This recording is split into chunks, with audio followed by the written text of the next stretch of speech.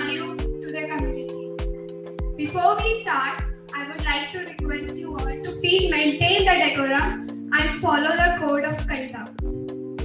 Now, I would like to call upon stage Shashwat Gupta to introduce the... Hey folks, I am Shashwat Gupta and I am a developer internet deploy.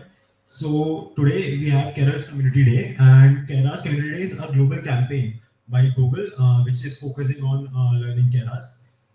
We are including everyone, not just professionals or beginners. It's for beginners and professionals also, and we have got professionals over here to guide us through the event today. So this was Keras Community Day, and so this is organized by TFUG Durg. And what are TFUGs? So TFUGs are basically TensorFlow User Groups, which are focused around ML education and ML communities by professionals. And yeah, you will find the best professionals in TFUGs. So this was TFUG Durg and TFUGs basically. So this is the team behind TFUG and Keras Community Day. So Asmin, please tell our... So this is the team. Kartike Rawat is the TFUG organizer. Tokir Khan is the postman student leader. Shashwat Gupta, DevRel intern at Keploy. Arav Shukla is a web developer. Aditya Shaw is a UI UX designer for the TFUG Durg. This is myself, Asmi Khare, and I'm also the content writer. Tanushree is the video editor, and Nishika Sharma is also a graphic designer. So this was all about us, and we are going to start with our event. So our first speaker is Anshuman Mishra. He is an IT Warangal graduate and is currently working as a machine learning engineer at Flip AI. So just wait for a moment. He is joining us virtually today.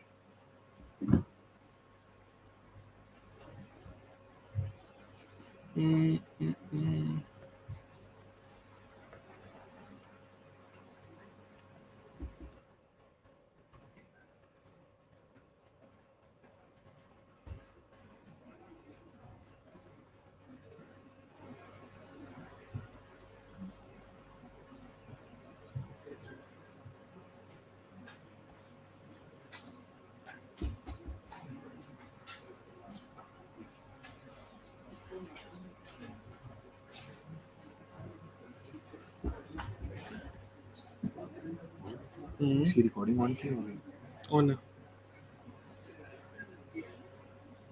देख रहे हैं everyone, after every talk, we'll give you a bit of time to interact with the speakers. So please resolve your doubts and any queries you have. Yeah, Anshuman. Also, I you can see you on the record them screen. when we Just have upload the lunch. slides. We are selecting present, and then you can use them on the StreamYard. Yeah.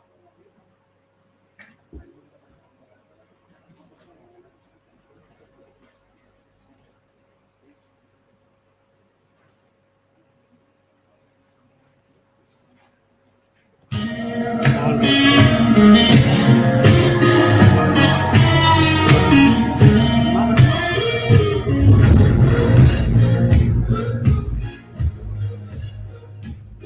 I'm adding you to the stream. Awesome. You can turn on your mic and yeah, you can carry forward. Live stream चालू करो तुम उस पे.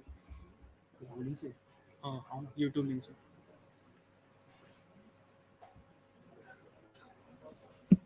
Hello, hi, I'm audible.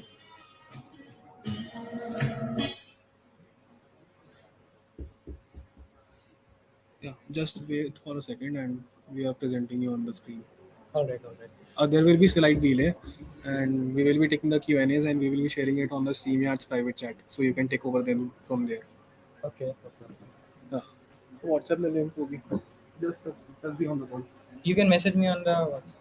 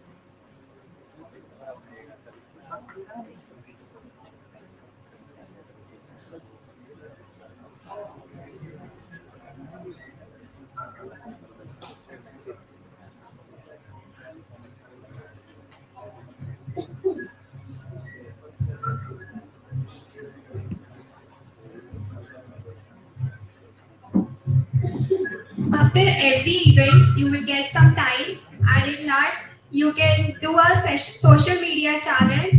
You can take a photo, you will get some time, and if not, you can.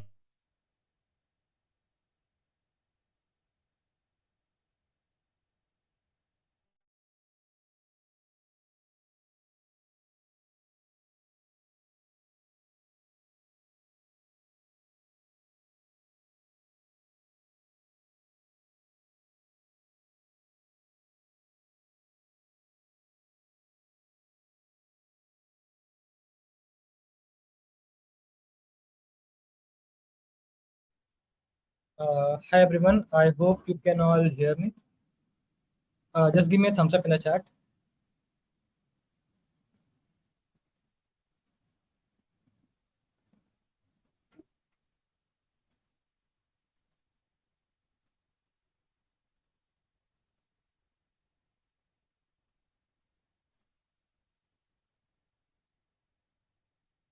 All right. So we shall start. Right. So all right. So my screen is there. Hi everyone. I'm Anshuman, and I'm sorry first of all that I could not be there in person. So yeah, let's continue it this way, and we have chat here and. Try to be interactive. TFUG team will be posting the questions on chat, and I have an eye open for it. So let's try to keep it interactive. I am currently doing Google Summer of Code at TensorFlow. I'm working with Keras team, and I am working as an ML engineer at Flit.ai, which is a startup. So today for the starters, we'll discuss and learn about what Keras and LP is. So yeah, so this is who am I, and I'm also notebooks and datasets master at Kaggle. So and I have interned at BNY Mellon, and I have contributed to lots of open source projects. So yeah, so some notes before we start. So please try to engage. Doubts are very welcome. Please keep them in the chat, and the code and the slides shall be made available after the session. So don't worry about that. Everything is gonna be there. So we'll start here. So here's the agenda for today. So we are gonna see what NLP is first of all. So some of you may know, some of you might not know. Then we'll see what are large language models. It's in trend, right? And then how they are trained, and we'll see what Keras NLP is all about, what the library is, and we'll do some hands-on, and we'll look into the API, and then we'll do some tweaks on fine-tuning process, and then we'll see, yeah, and take up the questions, and yeah, that's it. So let's start. So if I am can some so how many of you know about NLP first of all? So can I have some yes in the chat, or if that's possible through stream?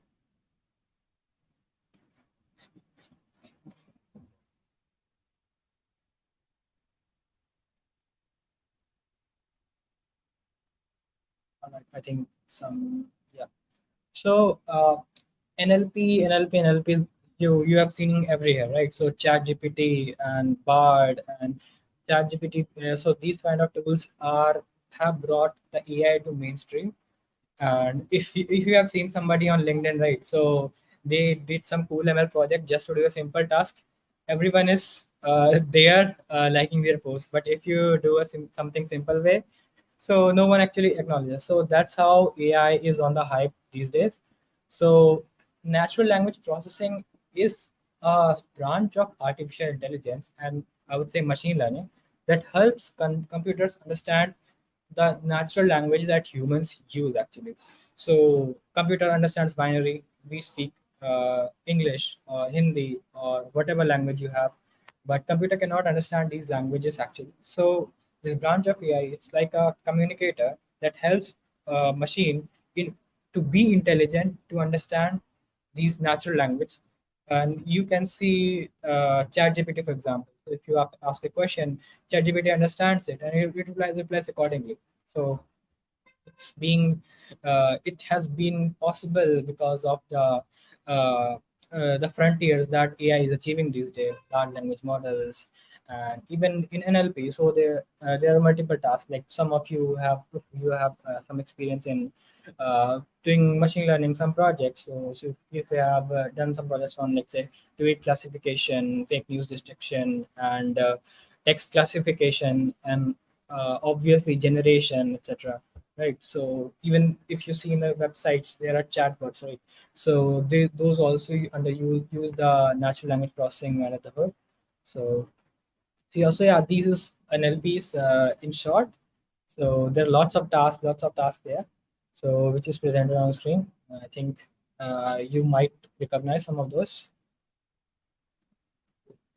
So that was a basic overview of what NLP is, and in a summary, it is actually helps computer understand what we are speaking, and enables them to reply us in the natural language that we can understand.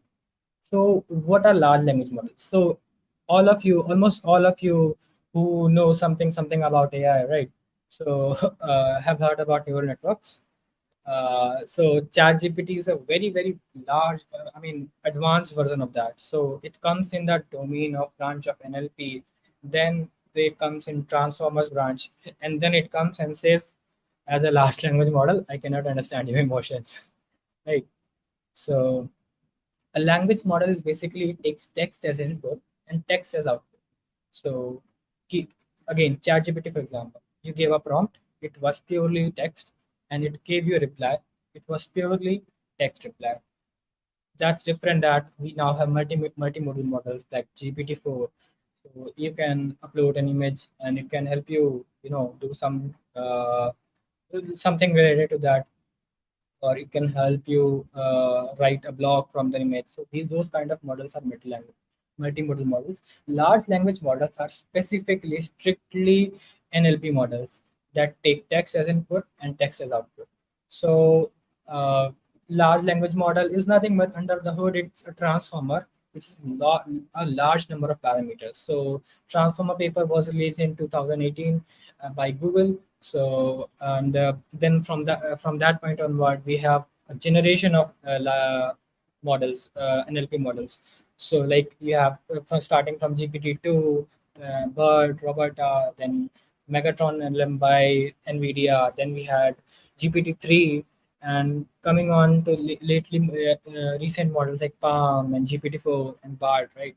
So even though BART has not revealed that what model they use under the hood, but it's chatbot assistant. So models are evolving, and if you might have heard that a meme on Twitter that GPT-4 will be having 1 trillion of parameters. So it's not like that they haven't disclosed it, but models are getting large and larger day by day. The more large the model is, the more it can learn stuff and understand stuff, and the more it will perform better, right? So that's how what LLMs are, and I'll give a basic brief overview of how LLMs are trained. So again, the agenda of talk today is to help you first understand what NLP is, then what are large language models, and a basic theoretical overview of how they are trained. Then we'll see what Keras NLP is, what do we do with it, and what else it brings in the picture, and what are its advantages, right? So generally, text models, large language models, natural language models, transformers, they are performed in this fashion. Like you have a model, you pre-trained it on a corpus, and then you fine-tune it on a specific data sets. What do I mean by it is, let's say you had a simple model, and you want your model to understand and generalize on natural language tasks. So let's say you train it on Wikipedia, or let's say you train it on a book, so that it will gather the understanding of what language is. So that's actually the starting point where model learns to actually understand the language. Then what we can have is, after that, it's fine-tuned. So let's say you had a bird and you want to use in a special medical use case, a medical chatbot, let's say. So a model that was trained on Wikipedia would not be able to perform better, perform well, and even aptly, or even accept on the acceptance limit for the medical use case. So what we do is we fine tune. We call this process fine tuning. We train that model, train it on, let's say, 2 to 3 epochs on that a data set that is belongs to that specific domain we want. In this case, medical text. That this way model will understand, okay, so this is how medical text is, and this is something I need to take care about, and okay, and this need to be included in the context every time. So this way model understands that, yeah, this is my next task and I'll focus on this. So that's how fine tuning works. So, all right, cool. So let's go ahead and try it. So, what is Keras NLP? So, Keras NLP is extension of core Keras API. And what is Keras? Keras is a high-level API that makes life easy for doing machine learning. So, Keras NLP, like I said, so it provides you essential components for building your natural language processing workflows, i.e., building chatbots, etc. So it gives you the entire toolkit so that you can build a model, train a model, fine tune a model, and uh, make it suitable for the task that you want, that I showed in the previous slides here. So yeah, so these kind of tasks are there. So Keras NLP enables you to get your model retrained and make your model ready to all kind of these tasks. So that's how it is. So all right. So how can you get started? So let's see how easily you can use Keras NLP library. To install it, you just have to do a pip install Keras NLP. And some of you may have seen that Keras is now multi-backend, right? So just a simple Keras framework. And on the backend, you can choose which framework you want to learn. It can be TensorFlow, or it can be JAX, or it can be even PyTorch. Now Keras NLP supports all of the backends, and you can just do that by setting your environment variable that what backend you want to use with Keras. So the syntax remains the same, everything remains the same, the entire code remains the same, just the backend changes. And even we have Ayush here on the event on site, and Somik. So they have made a very good blog post on how Keras is performing compared to other TensorFlow backend or JAX backend with different backends, and what are advantages, right? So uh, so let's try it. So what we'll try to do is I can share a collab. I'm not sure if you guys have laptops with you, but I have put code on the slide, and I can share a Jupyter notebook after the talk, right? So, but I think you can understand. So we take these data sets by Stanford and make some model and do some training and fine tuning, right? So by using this code on the screen, you can download a data set. It's a Perl, and yeah, so we are now coming to the part where we actually use Keras NLP, create the data sets, and build your model and do some predictions and maybe do some fine tuning. Right. So we get the IMDb train data set, IMDb movie data set, and we using this Keras utils, we can actually create a data set object from this, which we can use to fit into our model, right? So yeah, that's all. So these 2 lines of code, you can create your model and you can make predictions. So in this case, we use a BERT classifier. We are using a BERT model for classification task, and we are using a pre-trained model, a tiny preset, and we are doing classification on 2 classes. And by the first line, you can create the model, load it, pre-trained. That's all. Everything in this just one simple line that it gives you a classifier. That's it. And now you want to do some predictions. Let's say you want to see, okay, what's the sentiment of this sentence, like all of modular NLP workflow, right? So when you run the cell, it will give you some prediction logits, and you can uh, take an argmax, and that will actually tell you that, yeah, this is the sentiment. It's positive or negative or whatever it is. Similarly, you can there are various classes in the Keras library. If you go and check it out, so you'll find that for text generation, for classification, for different tasks, you have everything available, and it makes your life simple to do stuff. So we'll dive just small quick overview of API.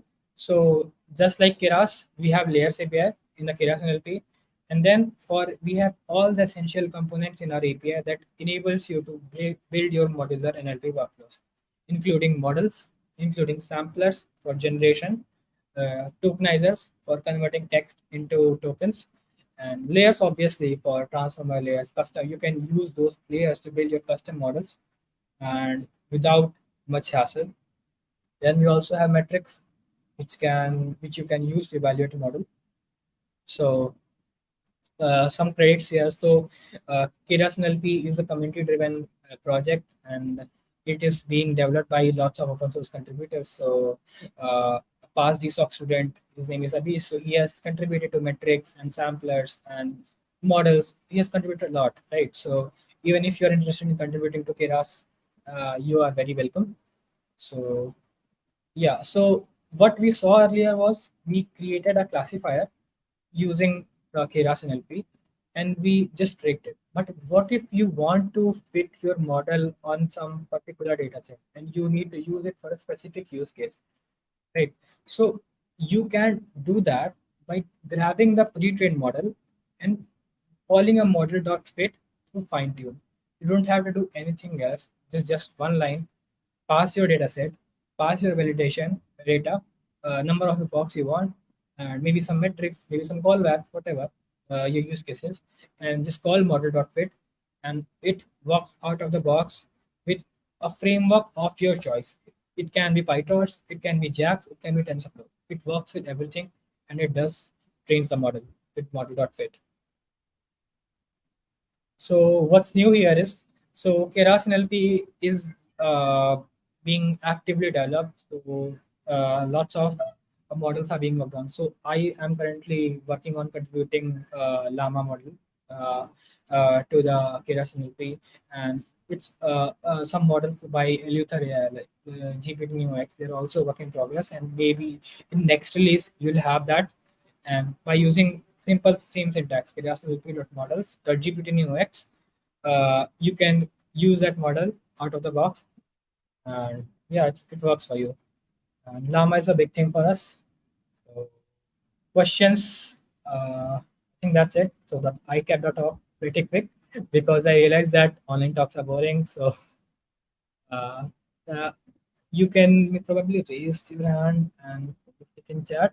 And if you have any question, you can ask me, or maybe you can reach me out on Twitter. I have a QR at the end. You can scan it to reach me out. I'll wait for 5 minutes, 2 minutes maybe, see if anyone has a question.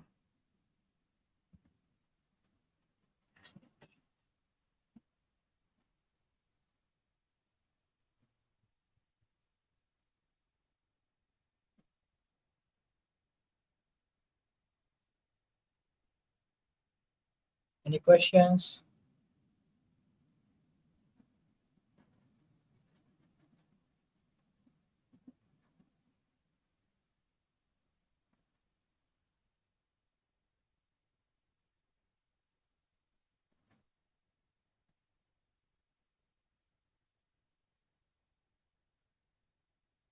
All right, looks like you want to share his. Yeah. So contributions are welcome. So join the Keras ecosystem, and you can contribute to any of these Keras code. It's going to be Keras 3.0 in future, and Keras CV and Keras NLP libraries. So what you can do is just go to the issues tab, check if any issue is open, and if you're interested in contributing, just comment that, hey, I want to contribute here. So please help me out. So maintainers are very helpful. They will help you get started and do some good first issues that will actually help you learn and build your open source journey. That's it. So here's the QR is linked to my Twitter. So if you wanna reach me out, so I'm active on Twitter rather than LinkedIn.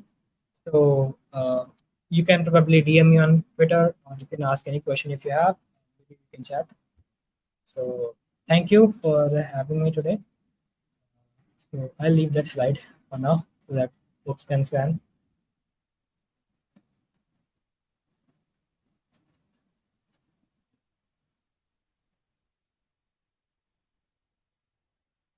All right, thank you.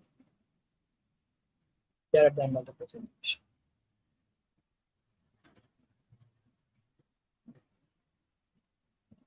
Cool, see you, bye.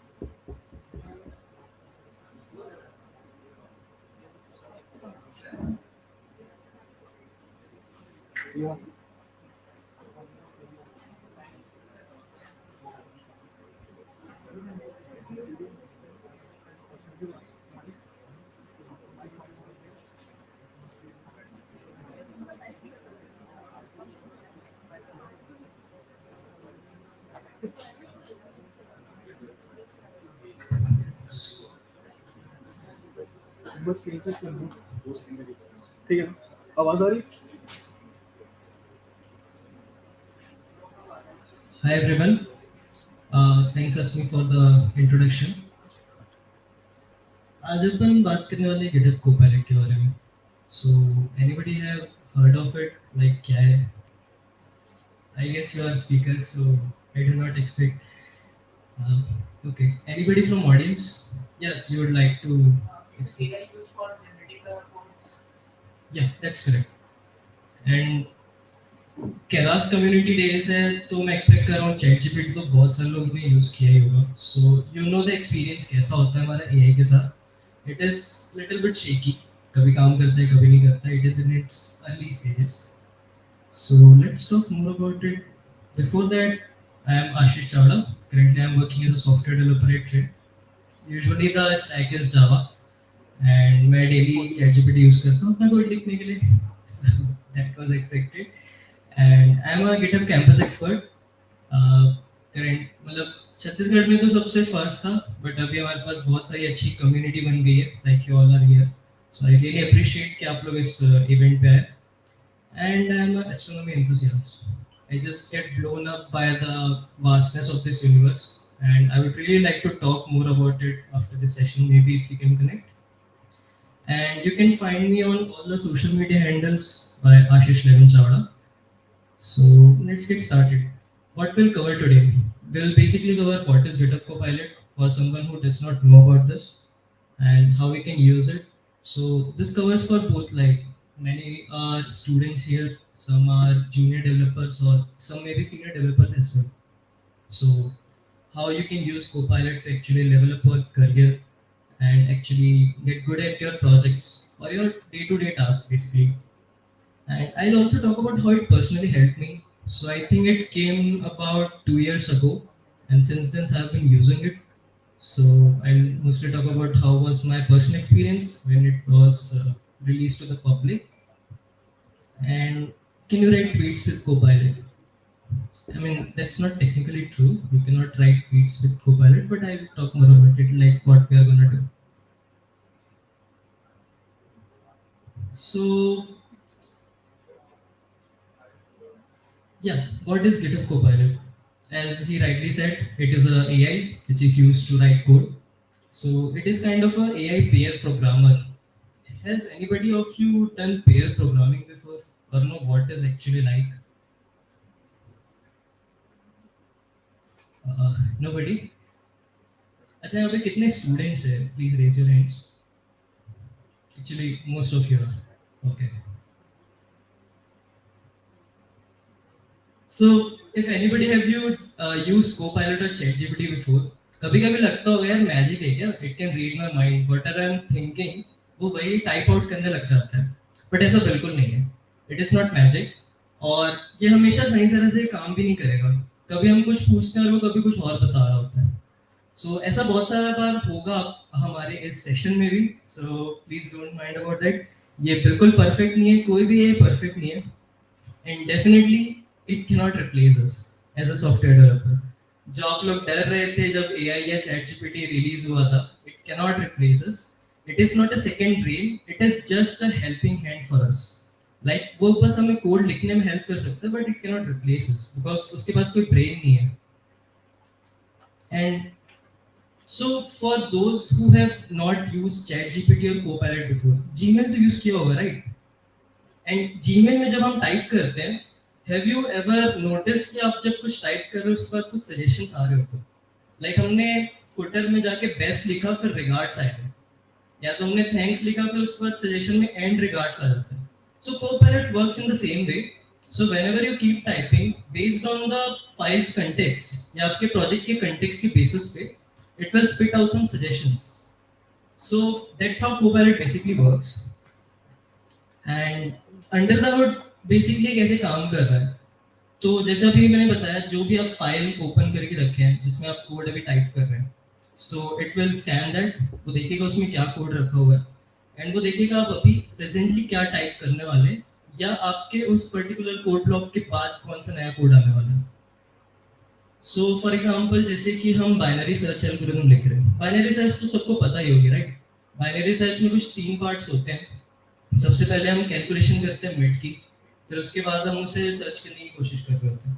तो for example आपने mid calculate कर लिया है, फिर उसके बाद आप जब नेक्स्ट स्टेप पे जाओगे तो फिर बाइनरी सर्च एल्गोरिथम में वो फिर उसे सर्च करने वाला कोड लिखेगा। So that's how it basically searches. And ये यूजुअली इंडिविजुअल लाइंस भी सजेस्ट कर सकता है एंड उसके बाद कुछ कोड ब्लॉक्स भी सजेस्ट कर सकता है। मतलब हम आज कुछ डेमोस भी देखेंगे, उसमें बताऊंगा कि what is actually means. And it is powered by OpenAI Codex, but I think ये थोड़ा सा आउटडेटेड है because I do not have much information about the newer one. अभी हम रिसेंटली सहारा बेस यूज कर रहे हैं to actually do this predictions about the code. But OpenAI codex के बारे में भी जो basically हम जानते हैं वो मैं बताने की कोशिश करता हूँ. It is a OpenAI LLM, large language model, जो translate करता है natural language into code. ये बहुत ज़्यादा similar है how ChatGPT works.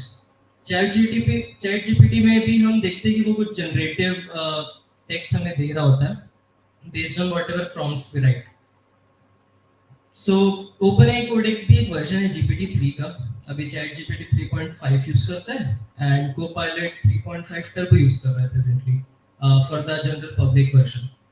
So it uses deep learning to produce human like test, और कभी हम उसे कुछ टास्क दे रहे हैं टू राइट सम कोड. बहुत बेसिकली Copilot को लोग यूज करते हैं to do some day to day task. Like अगर मुझे बहुत सारे स्विच के स्टेटमेंट्स लिखने हैं, I won't keep typing every condition, मैं बस उसे बोल दूंगा कि this is a list, right a switch case statement on this one. So बहुत इजी बना देता है वो मेरा टास्क. एंड ड्यूलिंगो यूज किया है किसी ने? यहाँ पे कोई मल्टीलिंगुअल है? ओके, आपको पता होगा कि जब भी हम ड्यूलिंगो में कुछ टास्क परफॉर्म करते हैं उसमें ग्रामर करेक्शन होता है, या वो हमारी वॉइस को या तो हमारे टेक्स्ट को वो करेक्ट कर रहा होता है. तो ड्यूलिंगो इस वर्जन को यूज कर रहे हैं actually to do some of their features. And Codex fine tuned है सिर्फ प्रोग्रामिंग के लिए, अनलाइक ChatGPT जो कि बहुत ही जनरल पर्पस मॉडल है जिसको लोग बहुत सारी चीज़ों के लिए यूज़ कर रहे हैं. आपने YouTube या Instagram में बहुत सारे वीडियोस देखे होंगे कि ChatGPT यूज़ करके लाखों कमाए. दैट इज ट्रू, बट वो आप Copilot यूज़ करके कोड के लिए भी कर सकते हैं. Maybe somebody needs to try that.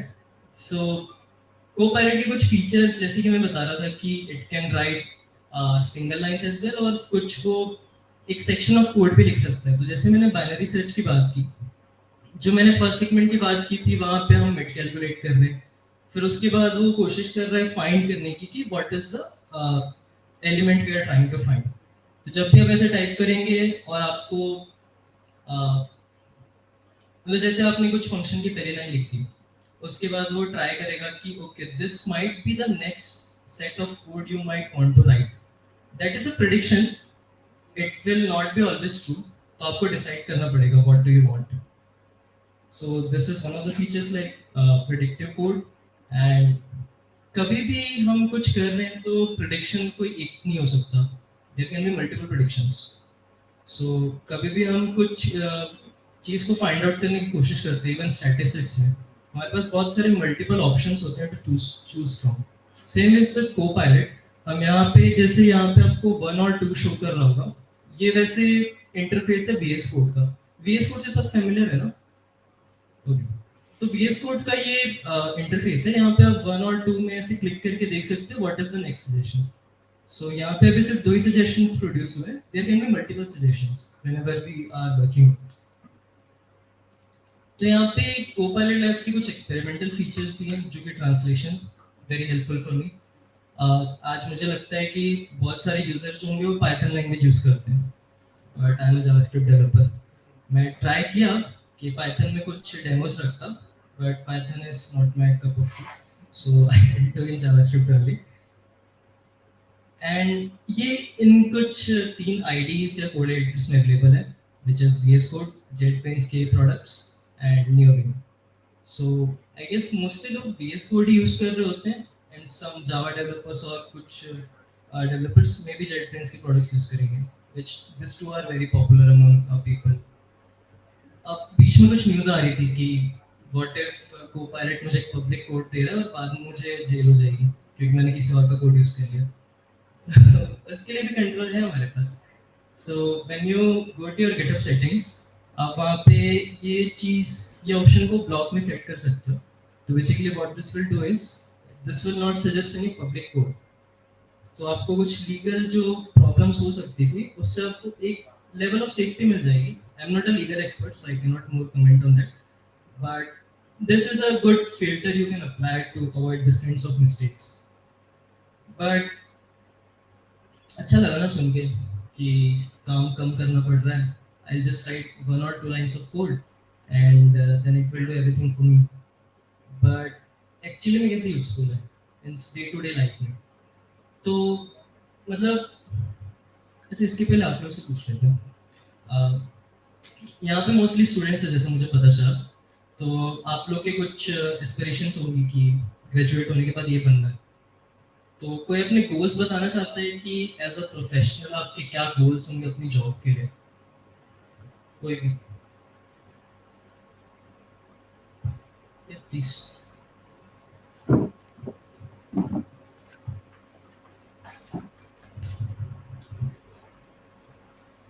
When it comes to pursuing a career, I want to become a DevRel expert, DevRel advisor.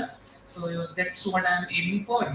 And considering the development part, I am also a JavaScript developer, and yeah, Python is not also my cup of tea. And yeah, I also use GitHub Copilot. And the one thing that I like about the GitHub Copilot is the auto completion that it gives you. Yeah. So right now I'm a developer at Deploy, but I'm mostly right now focusing on my development skills. So मेरे development वाली side से expectations है like मुझे सारे projects scratch से build करना है. Like मैं try करता हूँ कि मैं सारा scratch से build करूँ, no boilerplate code or anything. So that was all my expectations. Anybody else?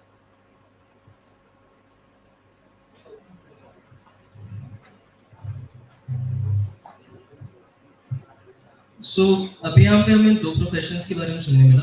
एक था डेवरल एंड एक था डेवलपमेंट से related which they mostly become a developer.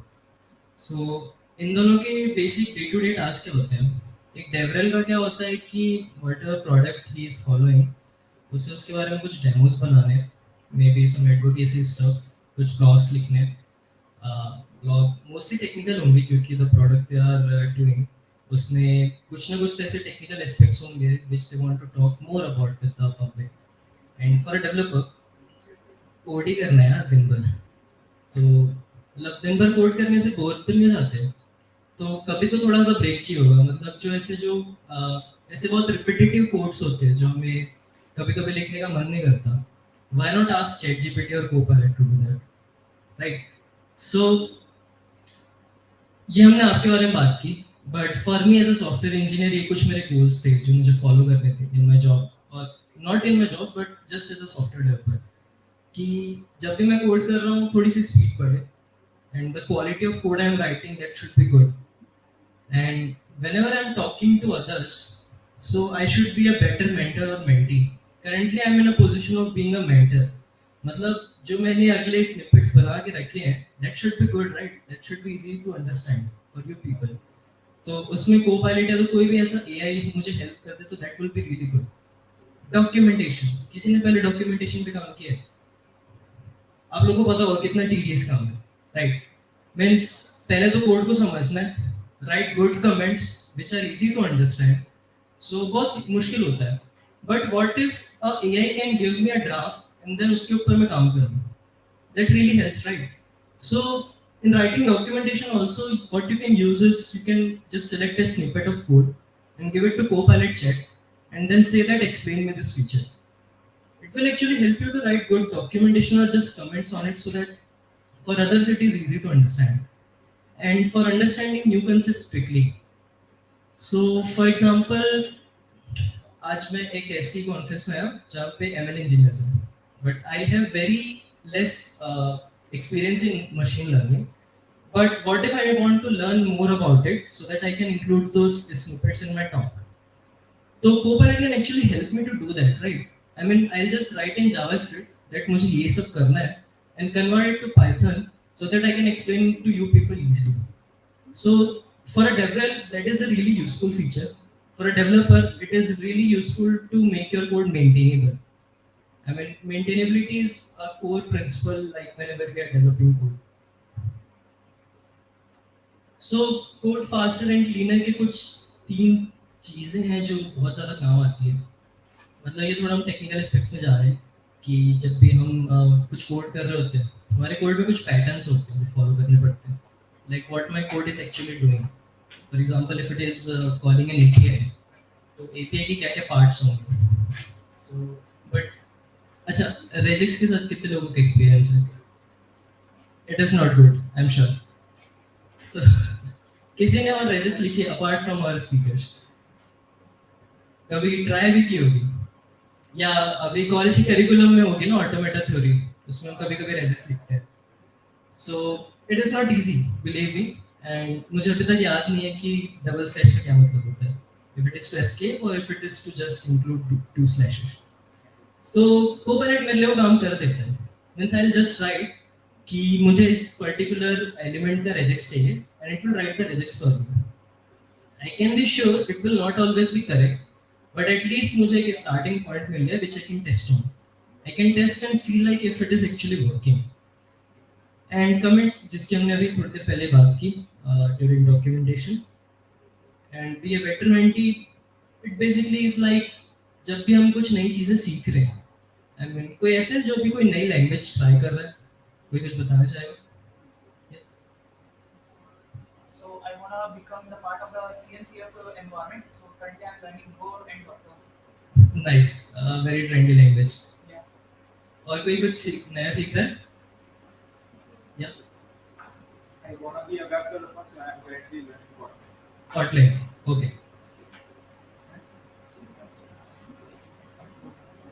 So usually जब आप कोई नई लैंग्वेज सीख रहे होते हो तो उसमें 2 पार्ट्स होते हैं। या तो आपको पहले से कोई लैंग्वेज आती है, बीइंग इन कॉलेज आपको सी या C++ आती होगी, I am assuming this. But जो कोविड में पढ़े उनका मैं कुछ नहीं कह सकता। तो अगर आपको पहले से कोई लैंग्वेज आती है, switching from one language to another language is comparatively easy. बस हमें ना सिंटैक्स समझना होता है क्योंकि लॉजिक तो पहले से आ रहा है।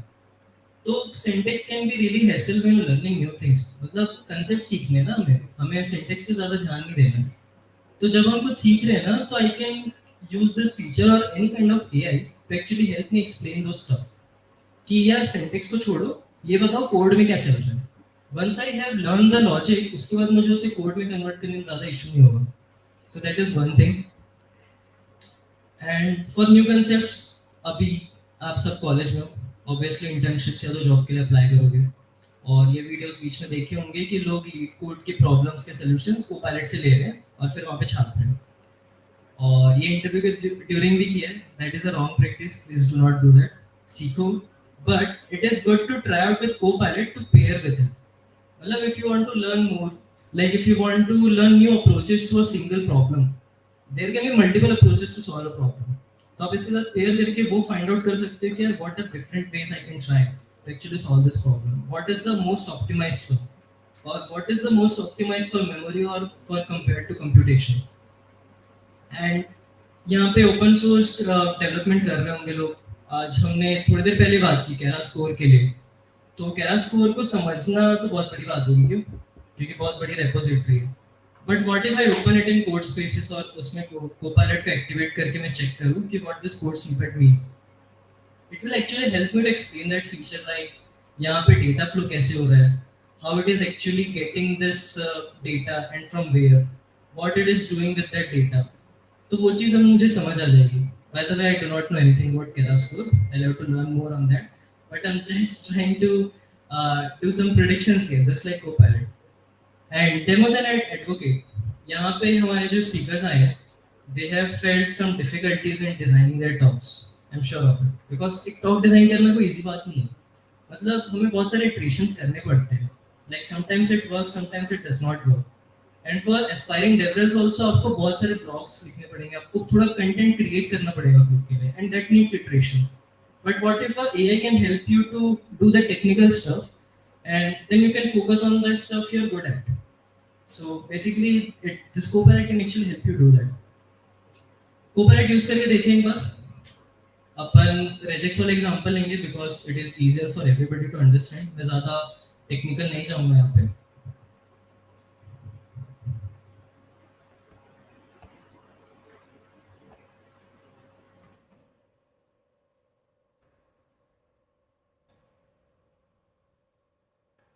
यहाँ पे कोड स्पेसेस आपको पता है क्या? What is that feature? अगर नहीं भी पता है तो that is not a big thing. Basically अगर प्लेन लैंग्वेज में बोलूँ तो मैं VS कोड ब्राउजर में चला सकता हूँ. पहली चीज. दूसरा, I can do all sorts of things like commit या बेसिकली एक मुझे वर्चुअल मशीन मिल रही है which I can run on any browser. So that's what I'm currently using right now. And I have a file created already which is index.js. अब सबसे पहले जब भी हम कोई एप्लीकेशन बनाते हैं, लेट्स टॉक अबाउट वेब और एंड्रॉइड एप्लीकेशन. उसमें एक ऑथेंटिकेशन मैकेनिज्म होगा, राइट? ऑथेंटिकेशन का सबसे बेसिक स्टेप क्या होता है? लाइक ईमेल और पासवर्ड ऑथेंटिकेशन. हम ईमेल एंटर कर रहे हैं फिर पासवर्ड एंटर कर रहे हैं, based on that it will verify. अब यहाँ पे बहुत सारे इश्यूज होते हैं ना कि what if email is invalid. मतलब कोई कुछ भी ईमेल डाल के थोड़ी ना लॉगिन कर सकता है. We want a valid email. हमको चाहिए कि कोई असली बंदा है. यहाँ पे नहीं तो क्या होता है कि लोग 10-10 फेक ईमेल्स बना के अकाउंट्स बना लेते हैं and they try to get the benefits. So हम उस चीज को अवॉइड करने के लिए एज अ डेवलपर हम ट्राई करेंगे कि हाउ वी कैन अवॉइड और check if a email is valid और नॉट. सो यहाँ पे मैं कुछ कमेंट ट्राई कर रहा हूँ just to set the context for Copilot कि what I am trying to do in this file.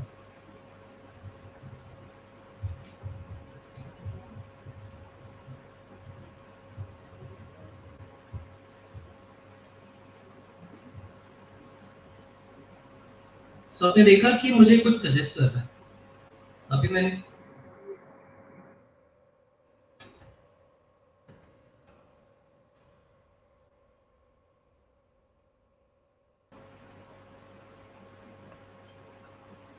so it is suggesting me something and अभी मैंने इसे एक्सेप्ट नहीं किया है. If I can hover over it, it will give me 3 kinds of suggestions. Like I can see through it like what all suggestions are. और तीनों में regex different है तो मेरे को कुछ नहीं पता क्या सही है. तो अभी मैं बस पहला वाला एक्सेप्ट कर लूँगा and then we'll see कि क्या सही है. So by clicking on tab, I can accept what is the suggestion. अब ये तो हो गया. ये तो मैंने एक फंक्शन लिखा है यहाँ पे. जिनको जावास्क्रिप्ट समझ नहीं आती, basically this is a function. हम एक ईमेल स्ट्रिंग पास करेंगे एंड देन regex.test जो है वो बस टेस्ट करेगा कि वो स्ट्रिंग वो regex को पास करती है कि नहीं. मुझे यहाँ पे देखना है कि ईमेल वैलिडेटर काम भी कर रहा है कि नहीं. तो मैं यहाँ पे एक और कमेंट लिख देता हूँ.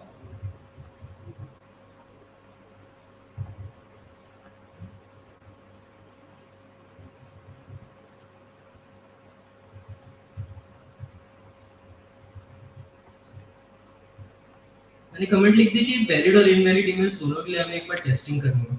तो मुझे शुरू में कुछ सजेशन दे रहा है.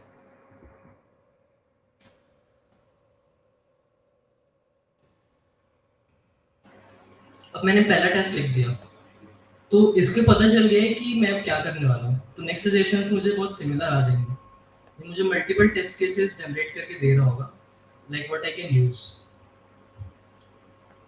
अब जैसे इसके बाद कोई टेस्ट केस नहीं दे रहा है which is not good for a demo, but it does not work perfectly all the time, right?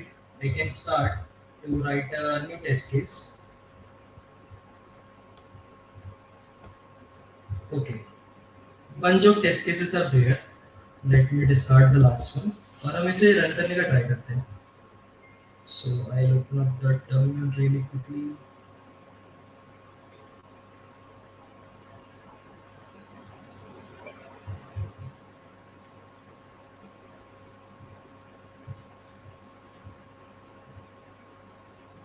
So यहाँ पे मुझे पता चल रहा है कि पहला वाला ट्रू था, फिर लास्ट के दो फॉल्स थे एंड फिर लास्ट के दो फिर से ट्रू थे. सो बेसिकली मेरा ईमेल वैलिडेटर तो काम कर रहा है, इतना तो पता चल गया. यहाँ पे कुछ इश्यूज हैं क्योंकि लास्ट के दो काम नहीं करने चाहिए थे. This are two invalid emails. मतलब मुझे एक और इटरेशन करनी पड़ेगी. But this is a good example to get started. मतलब मुझे एक स्टार्टिंग regex तो मिल गई जो कि एक वैलिड ईमेल को तो पास कर रही है. इनवैलिड ईमेल्स के लिए मुझे और कंडीशंस ऐड करनी पड़ेगी. Now I can use any regex playground to go through and iterate through. अब इसे पूरा इरेज करते हैं. यहाँ पे मुझे एक नई चीज पता चली. हम जो व्हाट्सएप में लैंग्वेज यूज करते थे it is called English, right? Can we try that out here? काम करेगी कोपायलट? क्या लिखें?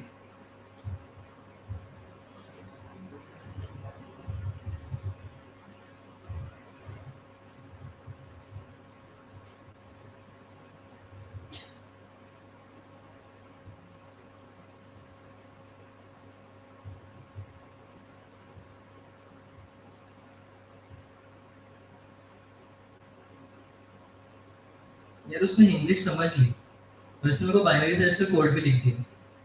मतलब ये मल्टीपल लैंग्वेज भी काम करता है। अगर मैं फ्लुएंट होता हिंदी टाइप करने के लिए तो मे भी ये काम करता, बट मुझे हिंदी टाइप करनी नहीं आती फॉर नाउ, बट इंग्लिश काम कर रही है। So just what I wanted to demonstrate was it can work in different languages also. मतलब अगर कोई इंग्लिश में उतना फ्लुएंट नहीं है, जिसकी इंग्लिश सेकंड लैंग्वेज और फर्स्ट लैंग्वेज कोई इनकी नेटिव लैंग्वेज है, so they can really get used to it and वो ट्राई कर सकते हैं कि they can generate some code with it. So this was some basic demonstrations I wanted to give about Copilot. Okay, so मेरा developer account में कुछ issue हो गया था ट्विटर के, so I do not have I can not demo that right now, but मेरे पास एक वीडियो है which we can see like हम ट्वीट कैसे सेंड कर सकते हैं यूजिंग कोपायलट को।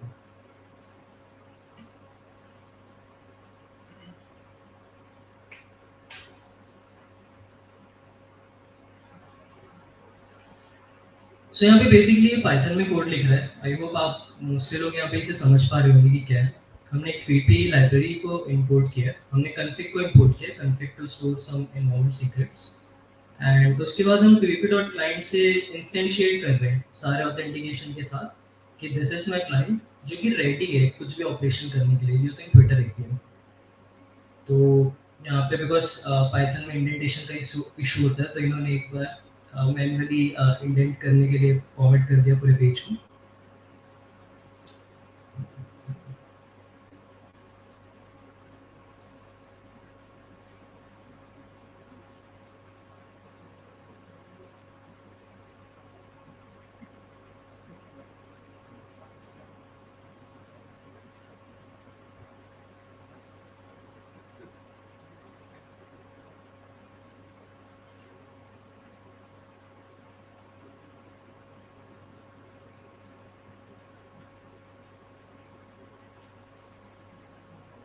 So this client.create tweet जो कि tweet लाइब्रेरी का एक मेथड है that basically takes the client और फिर उसके बाद वो authentication methods या उसको header में include करके वो tweet को send कर देता है।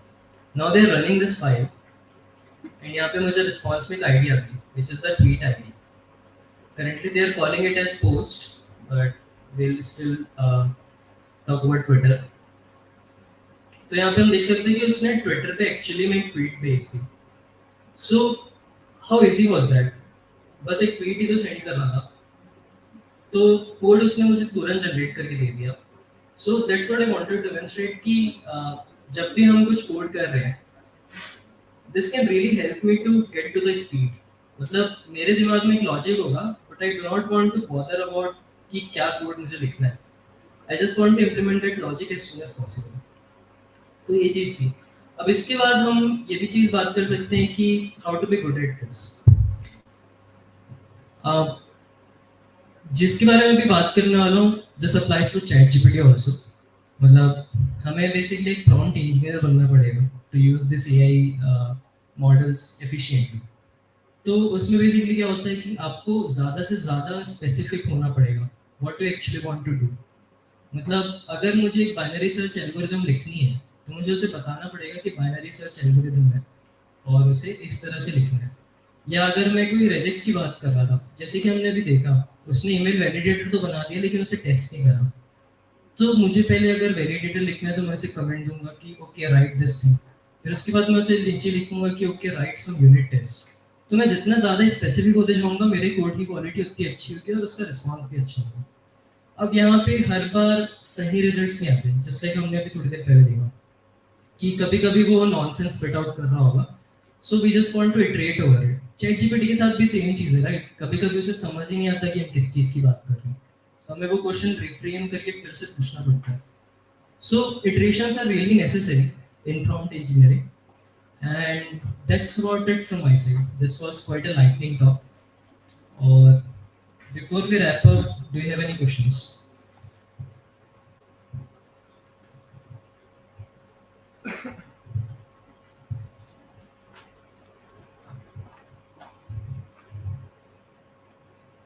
Like there are multiple other AI chatbots as well, like Tab9 and others as well, like ChatGPT. How GitHub Copilot beats them all compared to the other metrics?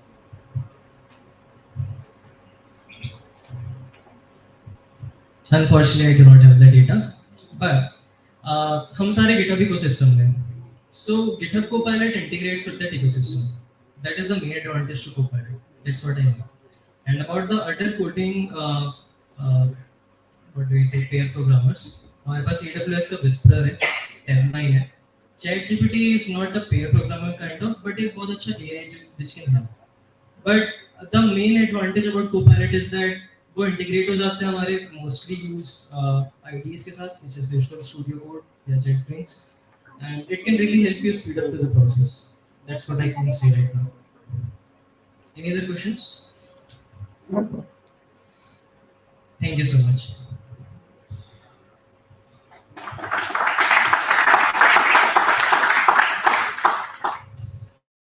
So much, Ashish sir, for giving us a wonderful session on GitHub Copilot. Now next is Kartikeya Rawat. He is the founder of OpenCo community and an organizer of TFUG Durg. He is going to give a session on VIT, Visual Transformers for Keras. He is also joining us virtually today, so please wait for a moment.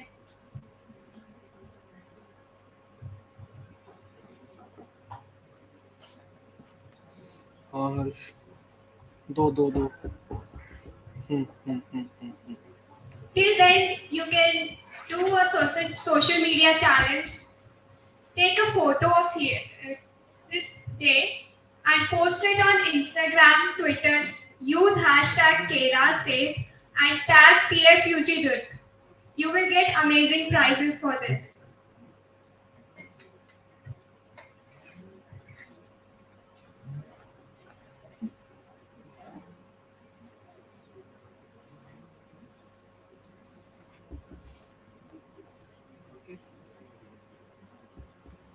Thanks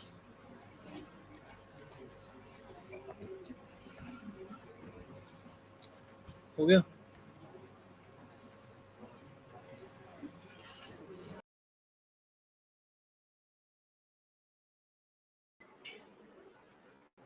Okay, cool. I guess I'm audible. I am hoping I'm audible. So, oh, hey folks. I'm not able to join in person, so really sorry for that.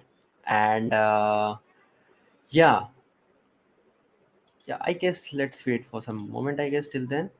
Yeah, let me check my.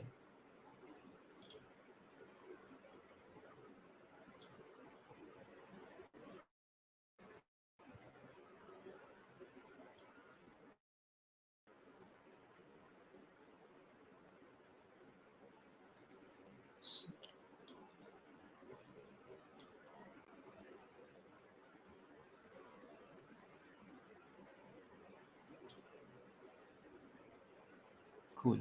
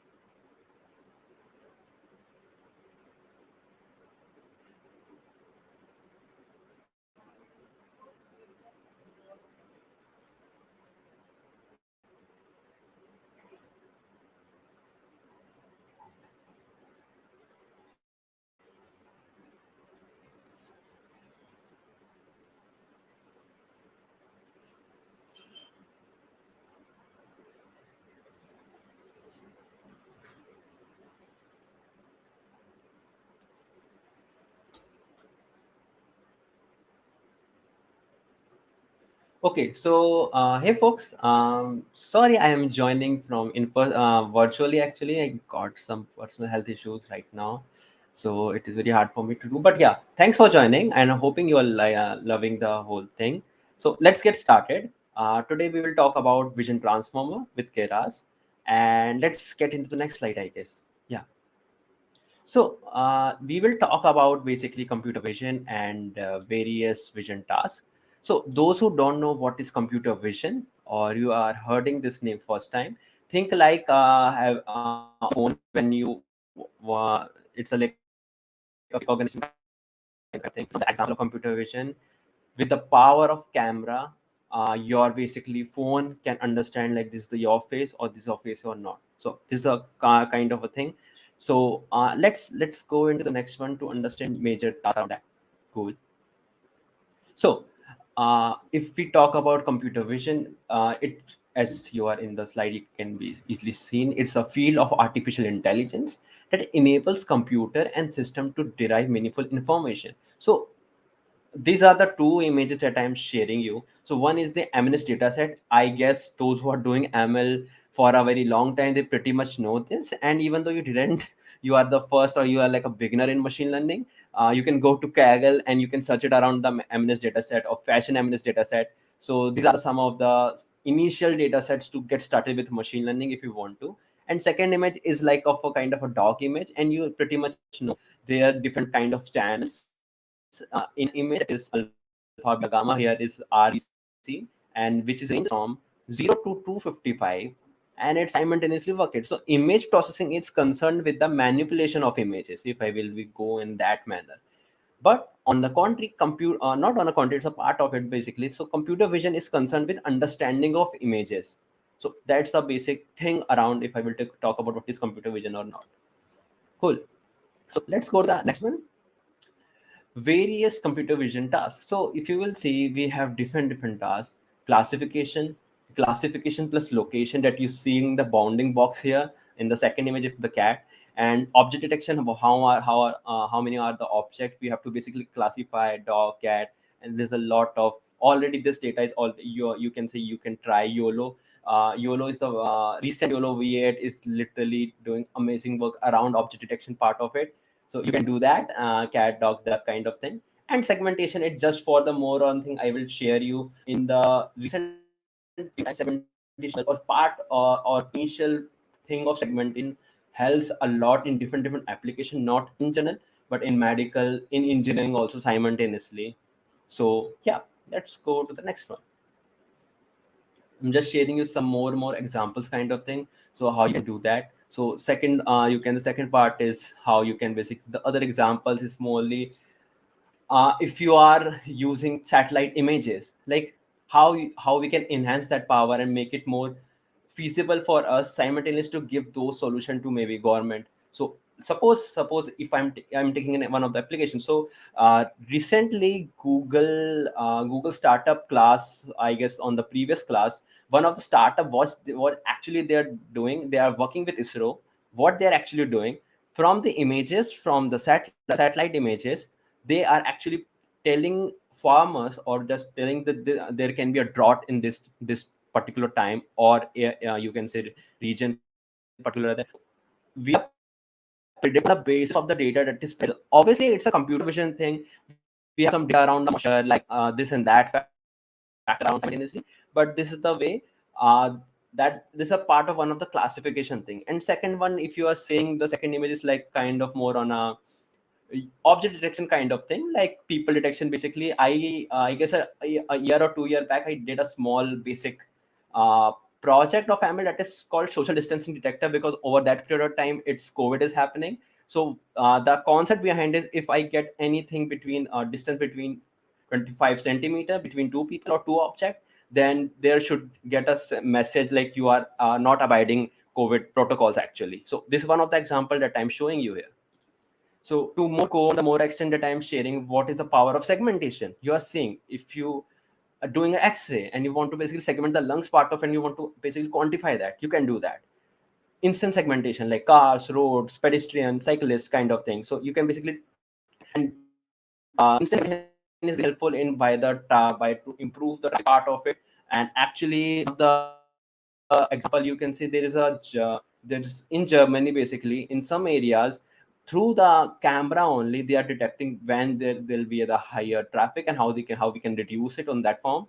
And to basically there's a like common government app, like there we have Google Maps, right? Like in general Google Map is in the all over the world, but there's a called a government app. I'm not remembering that name, but what they did, they segment the whole part of it. Cool.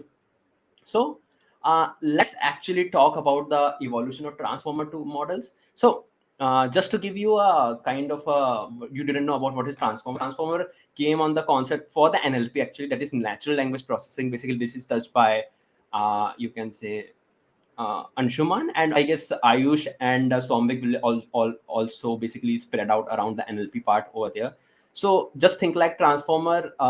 Think more like we have a encoder and decoder, in which basically we encode the embeddings of the letters, and just we have to decode and get the output. So I will explain that in a more better way. So if you talk about there's a paper called Attention is All You Need, and we did the research reading paper in our Discord server. The video is also up on our YouTube channel. You can, if you're watching us virtually in our YouTube, the video is present, and it is already explained around it. So just give you a basic thing. This is the main highlight between the whole transformer. It basically work on the state of art model, basically on the NLP. So as I am sharing, I will give you a basic understanding how it totally works. But before going to that, there's a timeline of different transformer based model. Like you can say in the 2017, and there's a quantity between NLP and CV because it's a simultaneous process. The work is going on. So on 2017, attentional is needed by Google started off, right? Then there is a GPT by OpenAI, GPT-1 that is came up and bought by Google on the spot, and then GPT-2 by OpenAI, the video transform part came by Google, and you can see in the whole in the whole set. Let's go to the next part. We're actually explaining you how it totally works. So self-attention. So suppose there is a statement called the animal did not cross the street because it was too tired. So if you will see, there's on the left part of the the animal did not, comma, T, cross the street because it was, so I break it down into the different words, obviously, because it's a kind of a string, and I basically break it down in that format. And what does it in the above refers to, animal or the street. So basically what we are doing, we are mapping the each and every word to that, to basically basically to understand basically what we are doing here. We are creating each embedding and we giving value to each value, yeah, each embeddings basically. So the means, suppose one, animal means value 2, comma means value 3, t means comma 4, cross 5, 6, like that, just to, because machine did not understand actually that thing, right? Machine actually understand the part through numbers. That's why it's on binary system, right? It's only work on the number system actually. So that is a thing that I want to tell you here, right? So again, the same thing, just in you more how a matrix multiplication came over here. That's why the deep learning have a main concept about the matrix multiplication. That's a foundational part of deep learning, if I will say, right? So if you say the embedding part, x1 and x2, we have a thinking process. Same with the queries, it's a multiplication part of it, and that we will say it's a transport part of when we're doing matrix multiplication kind of thing, right?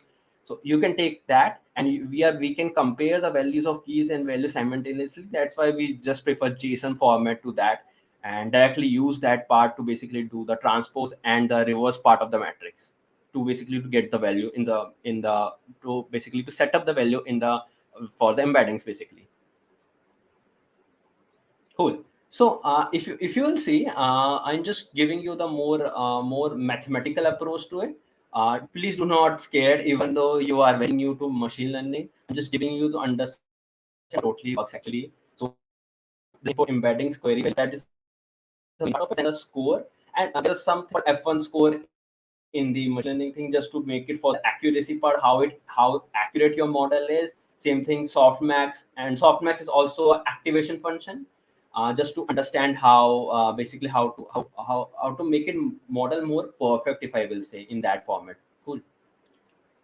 So let's jump to the next thing, that the matrix calculation of self attention. So it basically that what I'm saying, q into k power k transpose t divided by 100. So it's a part of function. You didn't have to understand. If you read the paper where we actually explain how it totally works, you can understand it.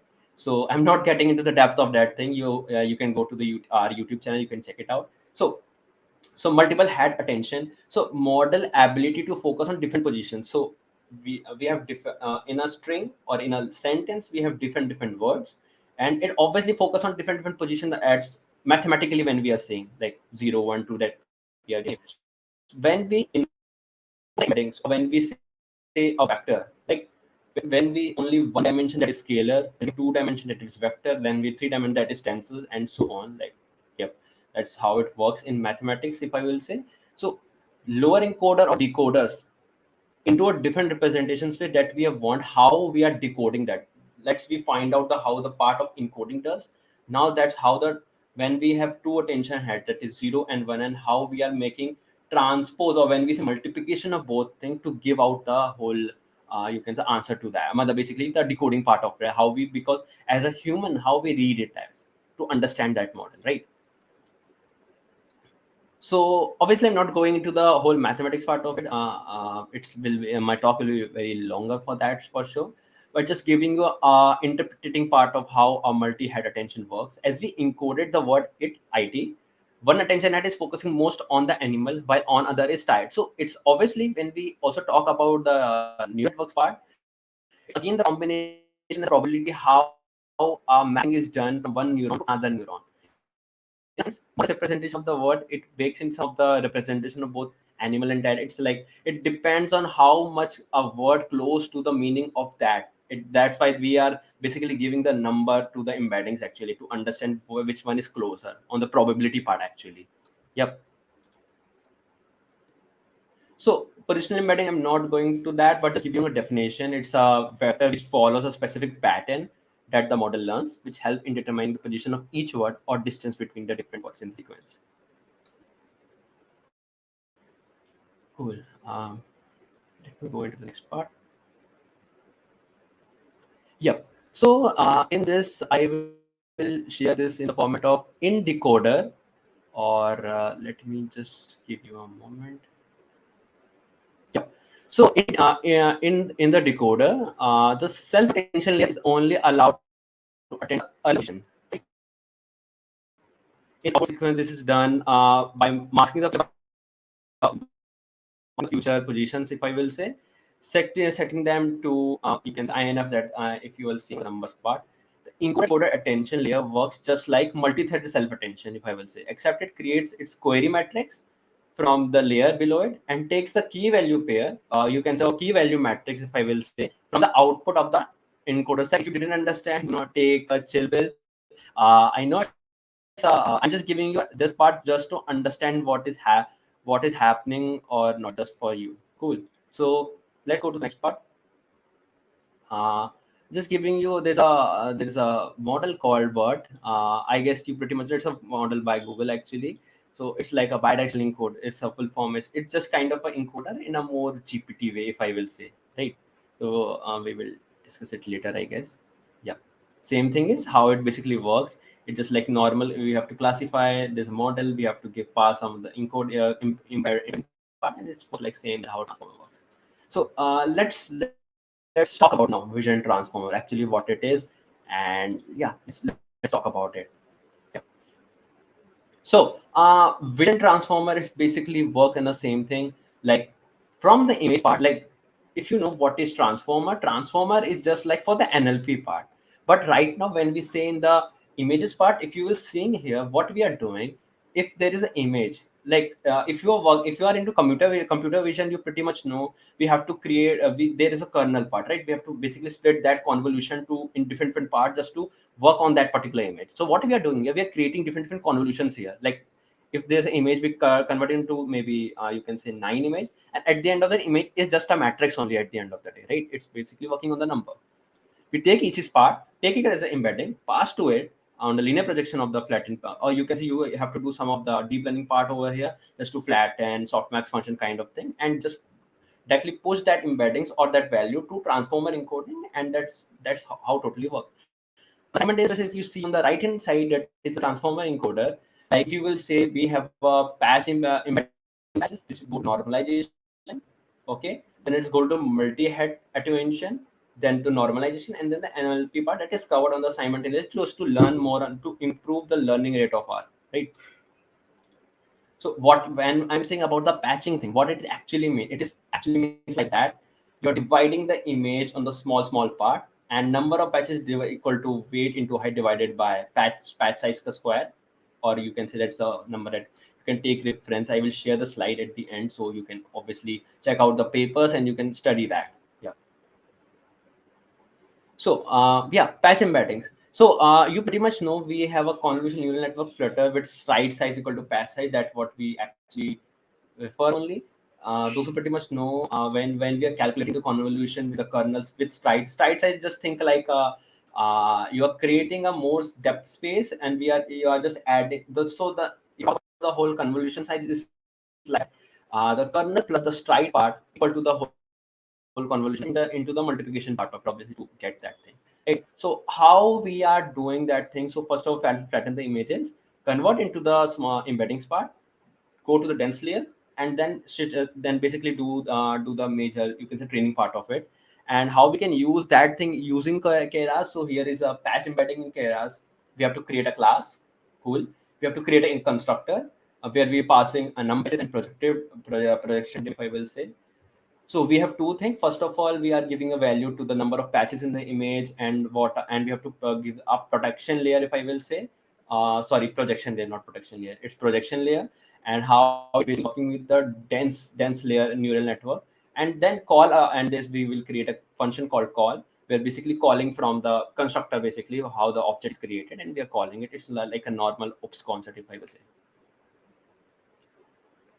Cool. Same thing again. This is the patch, and we repeatedly there is a simultaneous probability and part is going on. How much probable with the combination and permutation part is going on here. So again, if we do this, it is not again what we are doing here. If I will talk about, it's more like data augmentation kind of thing. So allows the model to learn the relative position of each. Again, these are not same. The value will be same. Matrix value will be the same. It will be different. So transformer are, if you will say around this part. So transformer are not capable of remembering the order of the sequence of the input. If the image patches are reordered, the meaning of original images is lost. So relation between that I'm basically showing the relationship between the two objects, if I will say. Cool. So let's go to the next one, and this is the basic. You can say I'm explaining you the code about that. So what we are doing here, we are just calling you a normal keras.ls.embedding part. Then what we are doing here, we are basically equal to, like, we are basically created a equations, and we are taking a definition from limit of the number of patches on every patch. We have to basically taking the positions out of it. And when we have basic pass a position embedding, that we created a function on the above, and we just add a position and patch embedding in the simultaneous manner. That's the thing. So let's do class embedding. So what we are doing, basically, we are basically positioning the whole embedding part on a simultaneous manner in every embedding. What we are giving a value to it, maybe z1, z2, z3, kind of that. And again, we are same thing. That's basically I'm talking about the top layer part of it, how it's totally working. Cool. Let me go to the next one. And then we have to pass that whole thing to the transformer encoder, and directly it convert to the basic thing, if I will say. So that's how transform encoder works. Again, this stuff for the single one, it's for the multiple, that is scalar dot product, if I will say. If you're if you're good maths in 11, 12, you pretty much know what I'm talking about, the scalar dot attention. Actually, it's a basic thing of basic maths only, if I will say, right? A vector dot b vector, the same thing, actually, if I will say in that manner, right? And at the last, it's the same, how the whole scale dot product attention, it's working on a single basis. So it's an analogy to word class, if I will say. Yeah. Let's go to the next one. So how it totally basically working. So just giving, this is the code. I'm not going to that. Just giving you a basic thing. In the first one, layer of normalization, I'm basically normalizing the layer of different data that we are pointing out.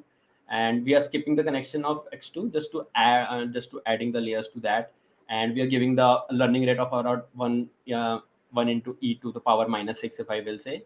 And the multi-layer perceptron, like if you perceptron, if you know pretty much about the basic you can say neural network, basic neural network is called perceptron. That is it's like a very basic, just to give you an understanding around it. Cool. So the next one. So we so again when it passes, so directly go to the, it's again the basically what I'm giving here the analogy to bird class embedding, how we are doing in that format, passing to MLP and basically doing a classification of the bird, animal, or which type kind of thing. Cool. So for just to try this, I actually created you can scan this, and you can go to my GitHub profile, and you can see this in the talk section. I actually take it some of the reference from a Kaggle, and you can check it out. Okay, and for the more testing. Cool. Next, go to the next one. How it is we are doing actually. Again, we are passing the same. It's very good. Like how it is very easy. Everything is in the function. I explained you the whole part, but in that part you don't have to do any. You have to create a class in each and every step. But here, what you're doing, just calling a function and just passing the parameters over there. Like activation, that is activation function called relu, layer normalization epsilon, basically the learning rate, if I will know way. Kernel initializer that we do in our CV, like the kernel part, by initializer, and same thing on a different part, right? Now, let's talk about the transformer for other vision tasks, if I will say, right? Object detection segmentation and object detection and segmentation part, if I will say. So sure. So this is DETR, that stands for detection transformer, if I will say. So it is a set based object detection using transformer on top of convolution backbone. So this is the paper actually. I'm not actually explaining what it is, but just giving a brief about it. So this paper introduces the DETR is entitled with end-to-end object detection with transformer, if I will say. So DTR is a significant departure from the traditional object detection method, if I will say. Cool.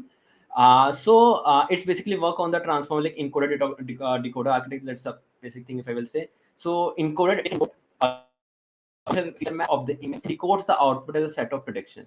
So each of which correspond to an object, if I will say. The decoder attends to the encoder output to learn the relationship between the object and the global image context. So it has to be shown on an effective variety of object detection benchmarks, like including COCO, Pascal Walk. Like you can obviously, COCO is very famous, so you pretty much know that. So it is also relatively simple to train and deploy, making it promising a new approach to object detection. So there are some key features, if I will say. It is a single state object detector, which eliminates the need for a two-stage pipeline. It uses a transformer encoder decoder architecture, which allows it to learn relationship between object and global image context, and it is relatively simple to train and deploy, right? So I guess it's kind of for some people, maybe it's some kind of a bouncer, but think it more like a transformer based like model, if I will say. Cool. So again, segmental, it's also an important paper, if I will say. It's transformer for segmentation, semantic segmentation, I will say. So it introduces a new transformer-based model for semantic segmentation.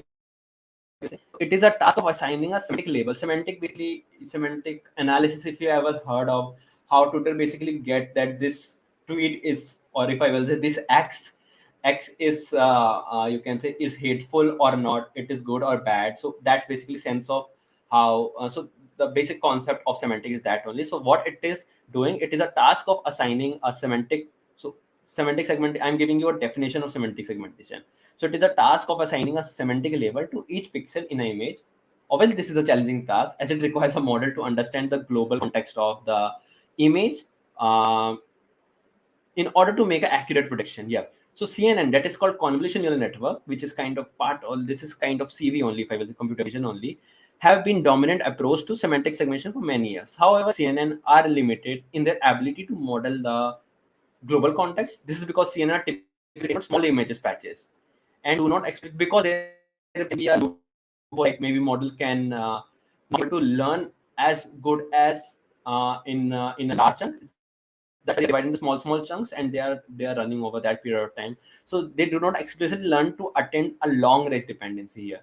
So this model actually addresses this limitation by using a transformer encoder. So transformer are type of neural network, and as I shared in again, so the segmental model uses a transformer encoder to learn the global context of an image, and then uses a decoder to predict the semantic label of the each pixel. That's the basic thing, if I will say, right?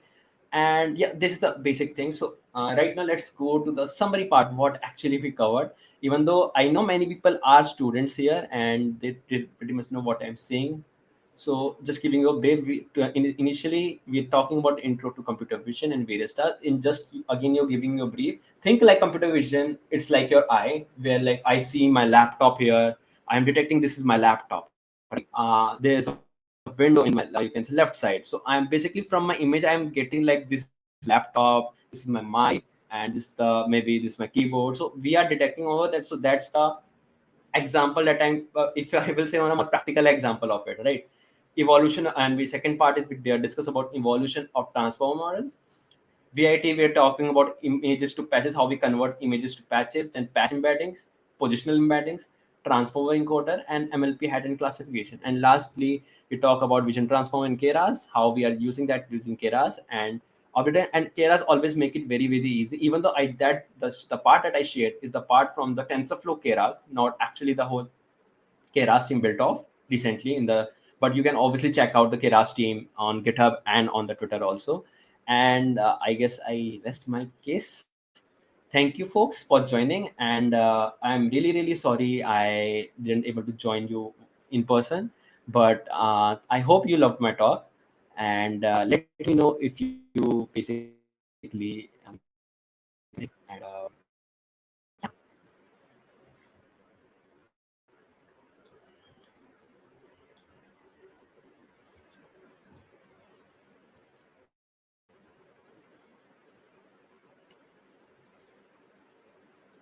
cool. So I guessing, let me and you can connect me over there, and you can find me on like my boring name, Carry Cool in everywhere in the socials, and you can check it out. And yeah, I guess there's no more question. I can wait for 1 to 2 minutes if there is any question around that. Otherwise, yeah.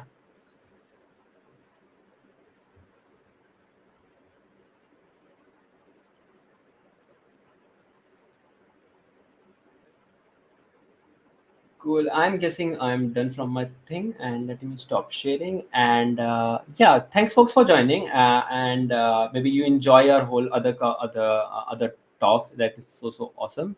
And maybe we'll see you in the next. See ya. Take care. Bye bye.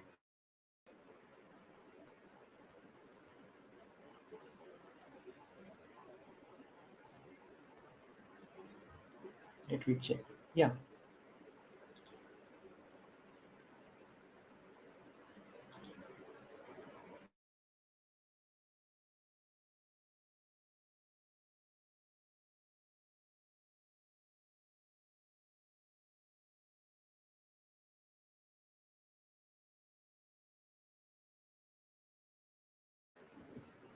Yeah, I guess there is a question that I got. Yeah, let me know what is the question.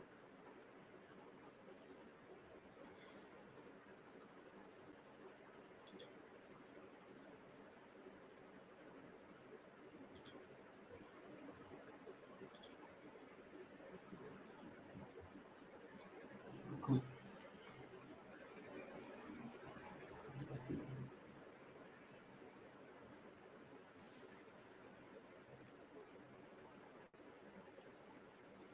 Okay, the limitation on the number of patches in VIT visual. So yeah, that's what actually transformers came into play. Like if you just maybe train a image directly a image where you're not dividing, or you're dividing it into a small convolutions. So that's why we have the concept of the number of patches, that we are giving you each and every value, like basically giving an image, or if I will say in a more better way, matrix is vector basically into a number of, or dividing into a long, like suppose there is a 10,000 of images, and we are dividing into only 10 patches. comparatively, if I'm dividing that into 100 or 200 patches, so that it is not just about is it going to show error or not. It's the concept of how we are improving our model. So if there is a large number of patches, that means large number of embeddings, if I will say, there can be a good number of learning rate of the machine, so we will get a better output in comparison to the if we go for the number of patches of the 10. That's the call of you can say limitation of direct image, not the number of patches, if I say, in that format. So yeah, is there any more question, or like let me know, is there any more question, or I can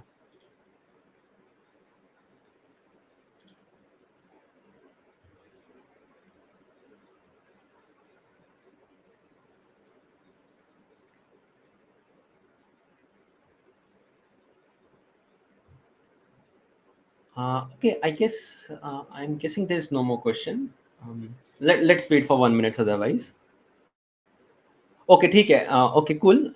Then I will see you folks maybe virtually through. So enjoy your conference. I hope you will love the more talk.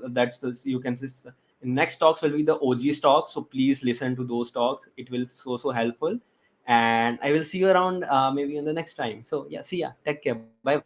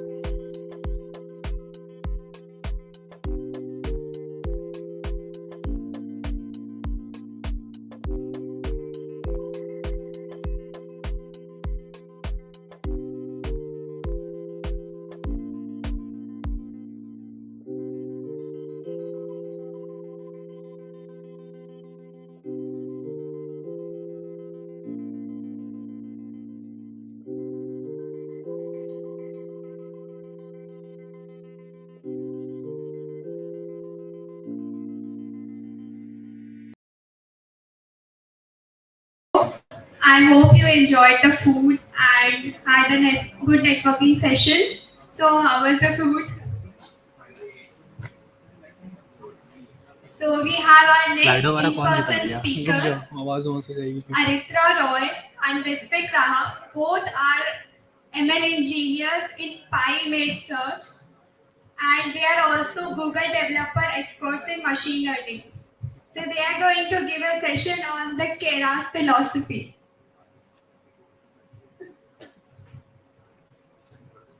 Hello. Hi. So, yeah, hi. So, everyone's happy? Everyone had food? Yes. Need some vocal feedback? Yes. Cool.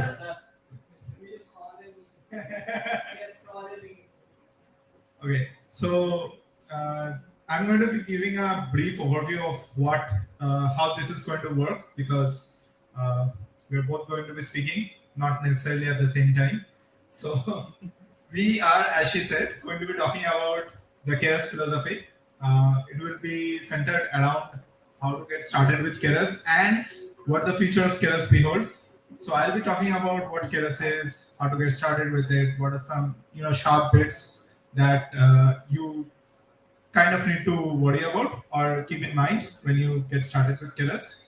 And I'll be talking about new launch that Keras team has put forward, and luckily I was fortunate enough to work on that team, with that team, and in the product. So that's something which I'm going to cover. Right. So I won't be wasting much of time, and I'll be diving straight in. I hope everything's working in the logistic section. Cool. So this is pretty much. Is this visible from the back benches? Cool. So this is pretty much how the talk is divided. I'm going to be talking about deep learning, what, why, and how of Keras, some of the basic building blocks, some APIs that you need to sort of keep in mind. And then, as Arthur mentioned, he will be talking about a new launch, a new direction that Keras is going in. And and we'll leave you with that. And hopefully you can take something from this talk. And when you go back home and when you start working on your own deep learning projects, I'm hoping you'll be using Keras. And you will have some gotchas or some bits that you can actually make use of. So that's everything that. Yeah, and that's just me. So I'll be talking for the first few minutes. I have already explained what these topics are. And just for a second, I'm going to be taking a little segue. And talking about PyMate Search, which is a company that we both work in. PyMate Search is a company that creates blog posts, creates tutorials on topics such as computer vision, deep learning. One of our most Googled topics is OpenCV, which is kind of your basic starting point in computer vision. We pretty much try to cover everything in deep learning, everything that is humanly possible to understand and comprehend. We break it down into short, simple parts that is comprehensible by anyone, even if they are a beginner or they are advanced. And then we create tutorials around them. And the blog posts, the written part of those tutorials are free. They are always available on the internet on our website. You can just go over and check pymatesearch.com. You'll be able to access them. The videos, the collab notebooks, the code. Yes, we have accompanying videos and collab notebooks and code for every one of our tutorials, and those are available under a subscription. So I'll let.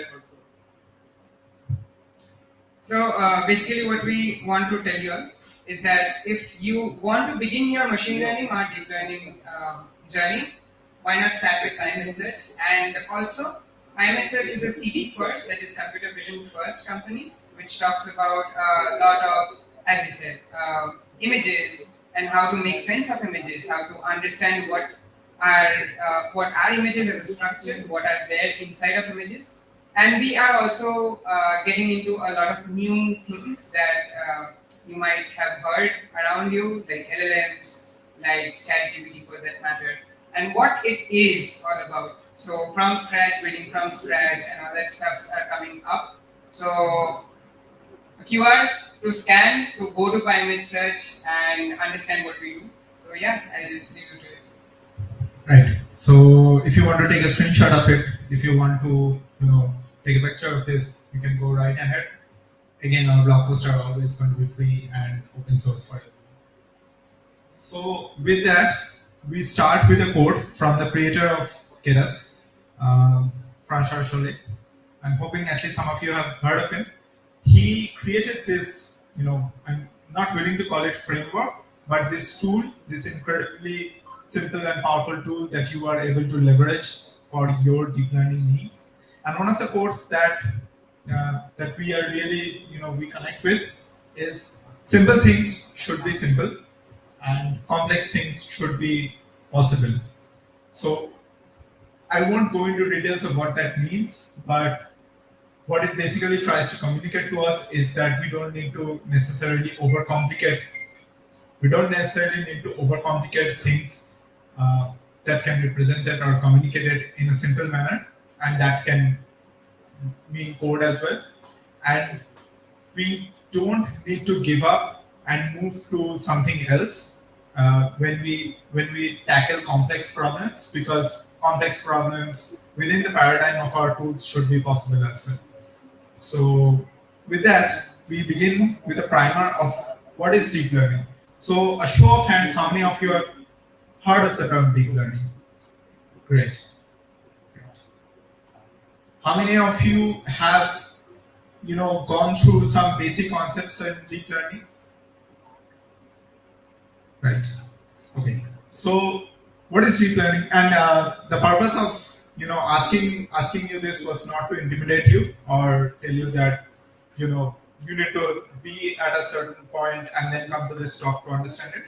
The purpose of that was just simply to tell you there's nothing much to be scared about deep learning, because deep learning is simply matrix manipulation. We are all engineers here. Yes. Show of hands. Yes. Alas, anything. Okay, so yeah, all of us engineers have gone through a very traumatic moment in our past called mathematics 2, right? We got M4. Right. Yeah. Okay. So it used to be one of the most dreaded subjects in college. Right now, it is one of the most dreaded things in the entire machine learning world, because it teaches you fundamental concepts about matrices, discrete mathematics, probability, such and such. And if you don't even need to have a master. If you even have a basic grasp of these concepts, I promise you will be able to make sense of deep learning. So coming back to the slide, deep learning is nothing but matrix manipulation, nothing but taking a matrix and maybe multiplying it, maybe changing its form, maybe changing its shape. I know, big claims. You are seeing something like ChatGPT, do your assignment, and here I am standing on the stage and telling you that whatever is powering it is basically just matrices.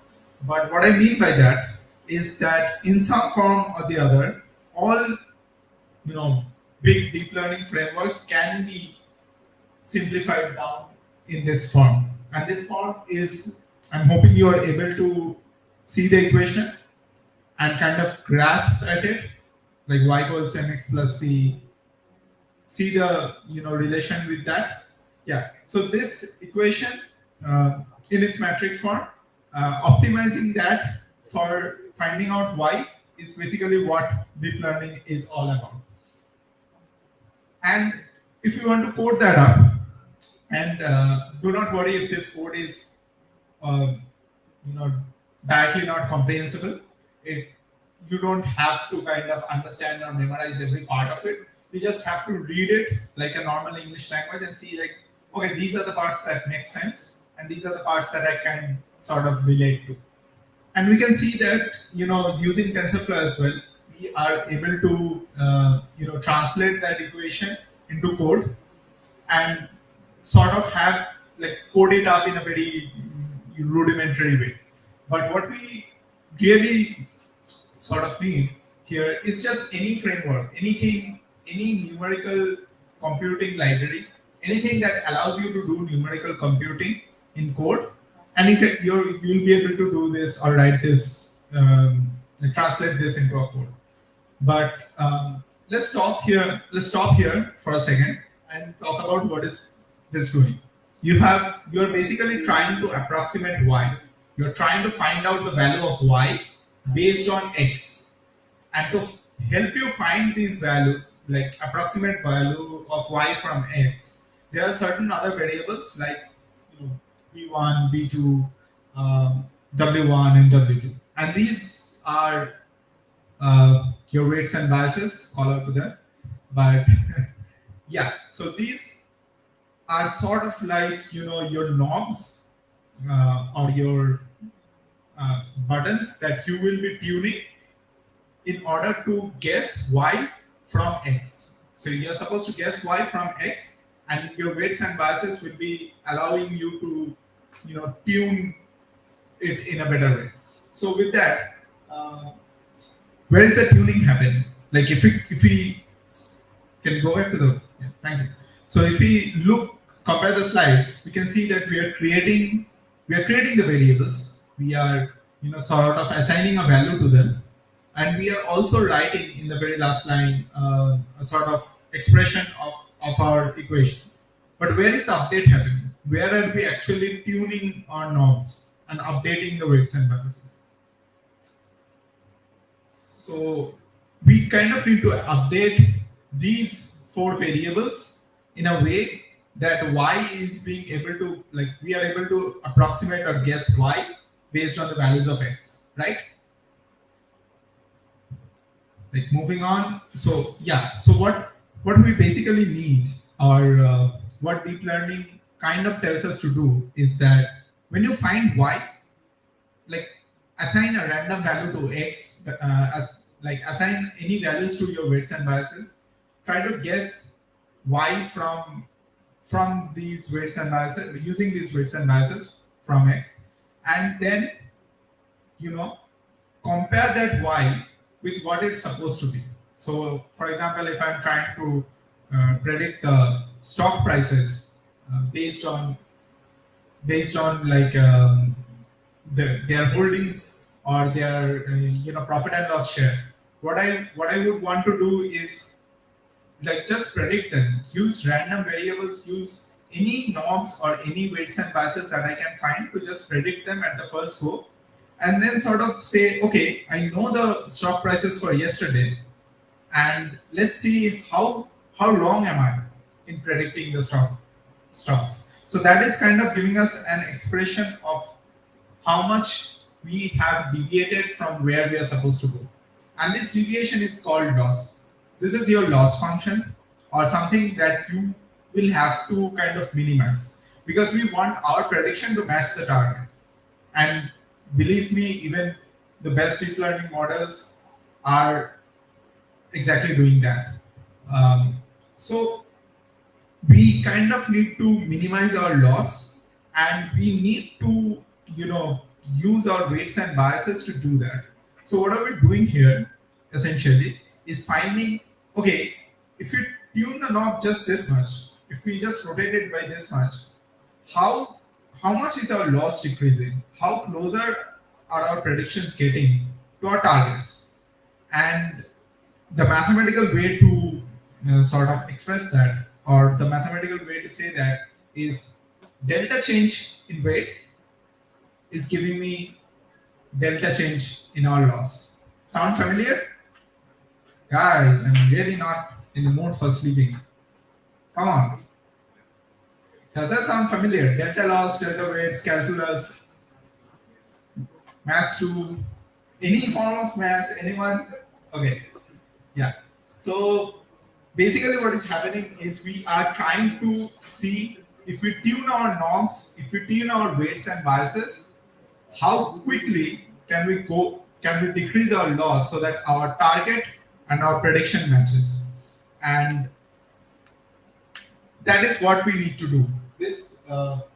This delta loss, del loss by del weights is what we need to calculate. But we kind of keep hearing this that deep learning models have millions and millions of parameters and they are really hard to tune. So tuning two weights and two biases would have been hard for us. It would have taken us some time to do it in a sheet of paper, knowing our skills in maths as engineers. But if we need to do that for millions of parameters, can you imagine the number of sheets of papers it would need and the amount of time it would take and compute it? So we kind of need a way, mechanism, so that this calculus, this derivative, del loss by del weights, is done automatically. This differentiation is done automatically so that every time we we are approximating y from any x, we are able to understand, okay, this much, this is how much I need to tune the weights and biases. And we can automatically do it for millions of parameters without us stepping into the box. So the way to do that in TensorFlow is an API called TFUG gradient tape. It is allowing you to sort of automatically tune these parameters based on the feedback that you're getting or the loss that you're trying to tune. And so basically what you need for any deep learning framework or for any deep learning API is something that is able to compute this automatic differentiation. And this automatic differentiation will then allow you to change the model's weights and biases and build, you will have to build around that API to build a whole ecosystem. So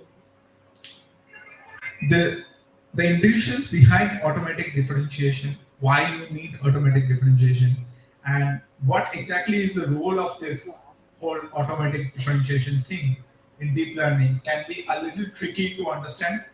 So we have, again, two of us have written a blog post around this topic. It's called the AutoDiff blog post, real original name. But if you want to understand, deep learning from the very basics, if you want to understand, okay, I kind of understand that we need to tune the norms, but why exactly, where exactly is this going in, and I really do need to understand some code before I can move ahead with this. This blog post is for you. It starts from the scratch. It lets you build the intuition behind automatic differentiation and backpropagation, and then sort of takes you into the Pythonic way to do it. So yeah, with that, I'll not waste much time and come back to what is Keras. So anyone here who has heard of the term Keras before? Of course you have, because you're attending Keras Community Days, but yeah. Can anyone tell me what is Keras? I'm not clear. I'm okay. Okay, sure. I'm not clear, but I heard that it's my assumption that Keras was used to make TensorFlow upon its principles or its framework. I have only this. Okay. Any other answers? Any other answers? Come on, guys. You were raising your hand. Come on. Just give an answer. It's okay to hear. ML framework. Yes. And anyone else? Okay, let's run with that. So it's not an ML framework. Definition wise, it isn't an ML framework, but yeah, it is treated as such. It is an API. And if you go to the Keras website, if you go to their documentation, it says it is an API which is made for humans and not machines, which we often joke about. But in reality, it is a very profound statement because it is made to be read, understood, and made own by human beings, which means in simple terms, is that it's made to be written, it's meant to be read and worked with. It's not meant to be, something that's just there for some piece of written documentation or software that is incomprehensible for beginners to understand. So I would really, if you are thinking of deep learning, going into deep learning, if you are thinking of going into machine learning, I won't sugarcoat my words. I won't say that it's cakewalk. It's you can just go into it and start creating ChatGPT from the next day onwards. It is going to be a little bumpy. The road is pebbled with some hardships, but Keras would really make your life easier. And I speak from experience because, like, when I started I started my journey in machine learning, there was TensorFlow 1 and Keras, and as much as TensorFlow 1 made my life harder, Keras was there to make it easier. That's what I could tell you.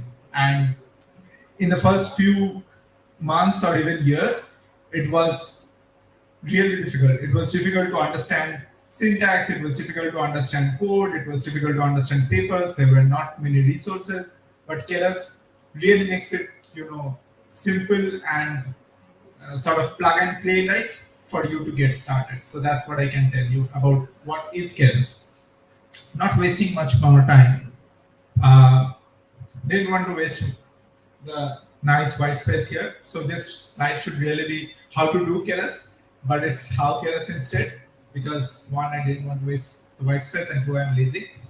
But what you exactly need to get started with Keras. So what I'm going to give you here is sort of a guide, a roadmap, something that you can take a screenshot of and sort of forget about. And then later on, when you're into your machine learning journey and you sort of you say things like, okay, I know a lot of theory, I know how to do this and that and this and that, but I kind of need a concrete step which I can follow to sort of go into this machine learning journey, and really a framework that will work for every problem out there. You can probably think of this framework. And follow it, because it probably will work for about 90% of your use cases. So just a second. So if you want to take a picture of this, go ahead. If you don't want to, it's totally your choice as well. These are the basic things that you need. These are your roadmap, and I will be going through each one of them, sort of laying down what it means and what it actually entails. It probably won't mean much to you, but I'm hoping that in retrospect, it will making clear sense. So first are your imports. So someone here mentioned TensorFlow. Shout out to them. Yeah. So TensorFlow is actually a machine learning framework that she was talking about, and you sort of need these frameworks and need these tools before you start building things. So in a normal programmatic scenario or landscape, you're sort of expected to build everything from scratch. Real life doesn't work like that. You will have your tools, you will have your frameworks that you will then exploit to build up. Of course, you need data for machine learning. Anyone who has even sort of looked at these machine learning tools, good data. You need lots and lots of data, and you also need a good way to ingest that data in your programmatic pipeline. So okay, so this is the way to do that. You sort of, in a nutshell, you shuffle the data, so you mix the order in which the data is seen by the model, and then you batch it, sort of organize it into specific groups. If you need to apply a specific function to it, you can map that function to it, and then you create your data loader or your tool for ingesting the data. You also need to construct a model. So Keras makes it really easy for you. Here we are using the sequential API, which I will be talking about in a moment. But Keras.sequential, and inside that you can sort of stack layers layers are your ways to sort of build this model in a step-by-step way, and sort of like stacking Lego bricks on top of one another. Yeah, and that's basically something that you need to worry about, model construction. Of course, you need to compile your model. So just stacking Lego bricks is not enough. You also need to take a step back from those Lego bricks and say that, okay, are they standing on their own? Are they stable enough? So that's where you compile the model. You train the model. So this is the interesting part. You use the data that you have ingested or fed into your pipeline, and you train your model on that. This is the part where you're using, X to approximate Y.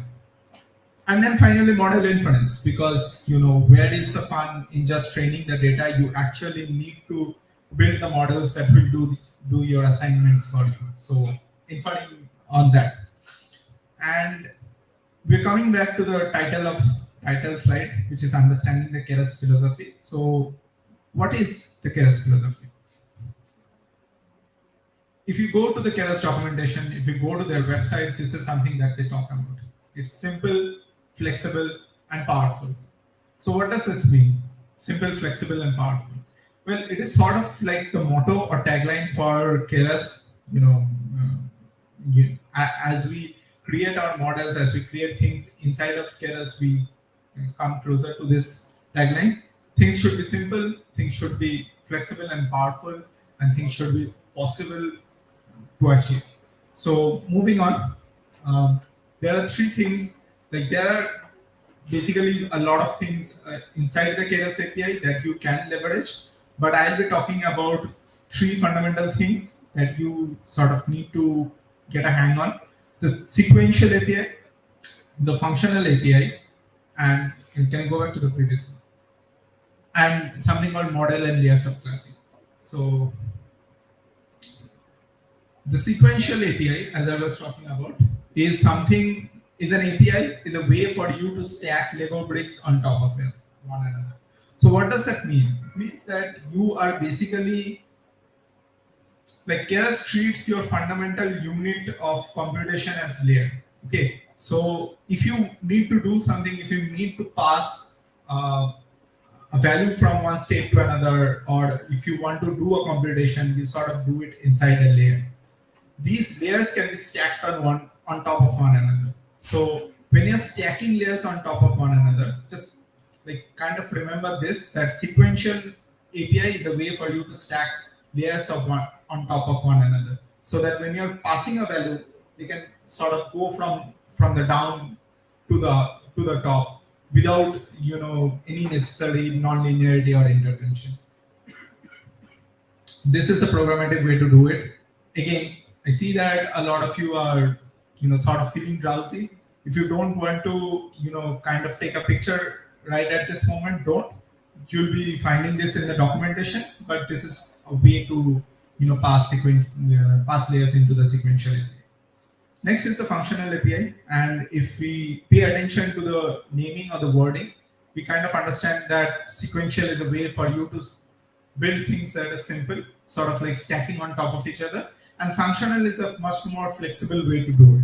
So think of functional like a graph, like nodes, like you're passing value from one node to another, and you're sort of connecting these nodes and building your model. And that is your model, which is allowing you to,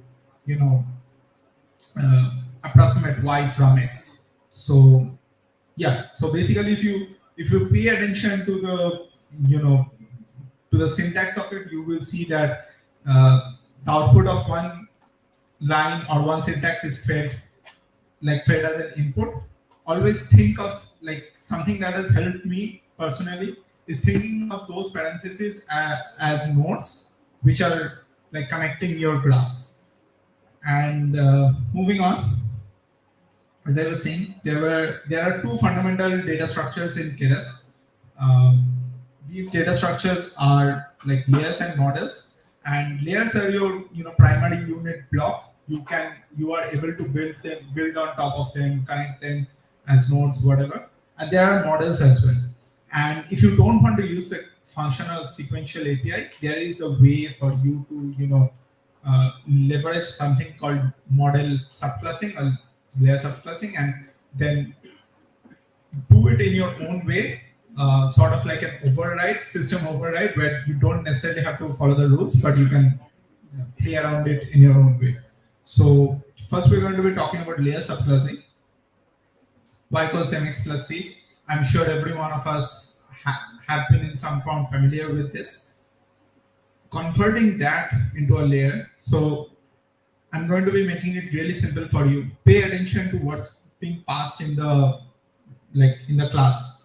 It is like, pay attention to the last word of that. It is a layer, right? So a Keras layer is being passed into the class. We are doing some form of initialization in, like, we are creating the weights and biases, and then inside the call method we are doing the computation. So if you take something from this slide, if you take something from here, always remember to do this. If you're doing layer subclassing, pass it through the class that you're creating to serve class, and then inside that class, inside your init, initialize all the things that you'll be needing, and then in your call method, you'll be able to write the computation that you need to do and return the value of it, and that's it.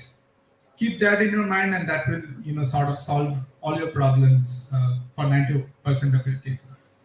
This is exactly what I was talking about. Initialize and then do the compute, and init and call are two ways to do that. Next is model subclassing. So model subclassing is another unit structure that kind of need to keep in your mind. You can create a custom model again. So when we were doing layer subclassing, we were passing layer through the function namespace. What are we passing here?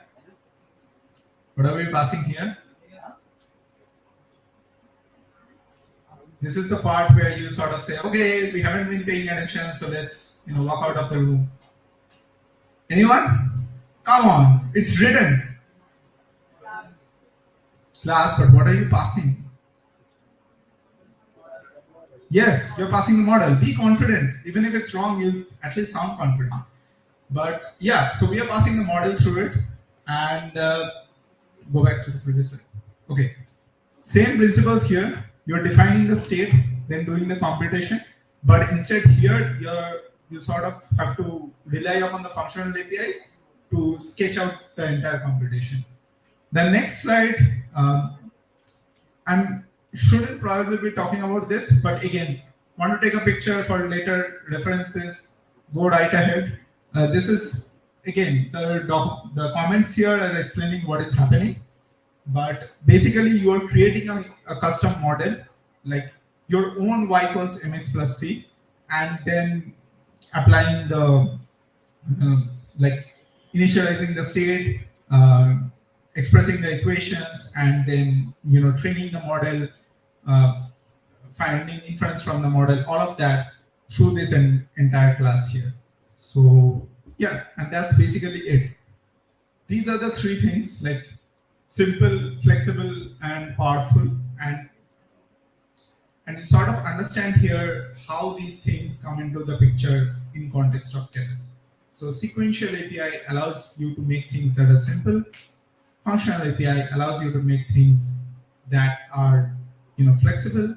You can sort of create your own graph of models or create your own model through the functional API. And then layer subclassing and model subclassing is where things really get interesting, where you can really do anything you want as long as you follow the framework. So with that, I sort of come to the end of the first part where I was talking about Keras. I'm hoping that none of you are sleeping, because that would really hurt me. But if you are awake, this whole section was just sort of a very trimmed down presentation of the documentation of Keras. All of this is present in the Keras. And if you want to be the good samurai and find your own way as you wade through deep learning, you will be able to discover all of this. What my hope is when you actually go into practicing deep learning or learning about it, it will make your life easier as you follow these frameworks, because I know that my life hasn't been easier in the first few months. So with that, I hand it over to my friend and co-conspirator. Hello, folks. I see a lot of people kind of closing off. So I'm not going to take much time, I swear. Maybe 30 minutes. So I'm Arithro. I'm going to talk about a little case study that me and Ritvik did. And we are also going to talk about why we chose Keras in the first place to do this, right? So if we move on to the next slide, please. That's the case study. Wow. Yes. So simple things should be simple, and complex things should be possible. Complex things should be possible. So why did we choose this slide, like the case study, right after this? Is because 3D volumetric rendering with NERV is a paper that we kind of focused on, and it's a complicated thing to wrap your heads around with the first go. So it's an academic paper that talks about. So here is a plant, right? I'm not joking. This is the entire paper. This is a plant. This is a top, and I have a camera. I take a picture. I take a picture. I take a picture, and I take a picture. So 360-degree pictures, right? And those pictures are 2D pictures, right? I don't have the depth estimation. I don't know where the pot is. I just take a picture from here. I take a picture from here, and a bunch of pictures from here and here, right? A lot of pictures. From the pictures, what we did is we fed those pictures into a model, which is a deep learning model. And the model is going to give you a 3D representation of this plant, which is kind of crazy if you think about it. So what are the advantages of this entire academic research is, say for example, you are in Google Maps and you want to navigate to a place that you haven't been before, right? And you have pictures of the place and you go to Google Maps, you search for that place, you also go into the photos and you see the photos. But now with NERVs, what you can do is you can go inside of that place because you have the 3D representation of that place. So think about this plant and replace this plant with Eiffel Tower. Replace this plant with Taj Mahal. Replace this plant with the Hooghly Bridge.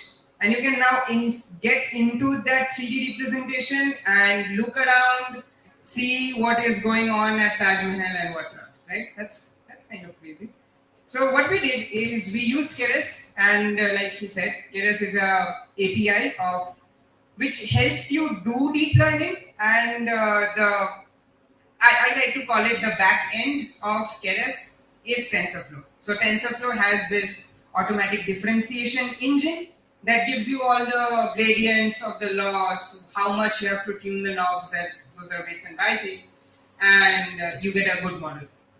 Now moving on, what we try to, like what my talk will be focusing on is that TensorFlow is not the only numeric library that gives you this automatic differentiation engine. And these are a lot of jargons, I know. It's very jarring at this point in time. Then hey, the TensorFlow, then there is automatic differentiation, there is calculus, gradients, a lot of things are happening, I know. But the point that I'm trying to make is, TensorFlow is a numeric computation library which helps you do matrix manipulations. And it also helps you do automatic differentiation. That is, if you have a graph laid out or a lot of matrix multiplications or matrix manipulations, and you want, right at the end, you want a gradient of these entire operations, you can get that with TensorFlow. But now, the thing is, TensorFlow is not the only one in the game. You also have something called JAX. You also have something called PyTorch, right? Have you heard of them? TensorFlow, PyTorch, JAX. And those are similar libraries. JAX is a little different than PyTorch and TensorFlow, but very similar in the aspect of numerical computation and also automatic differentiation.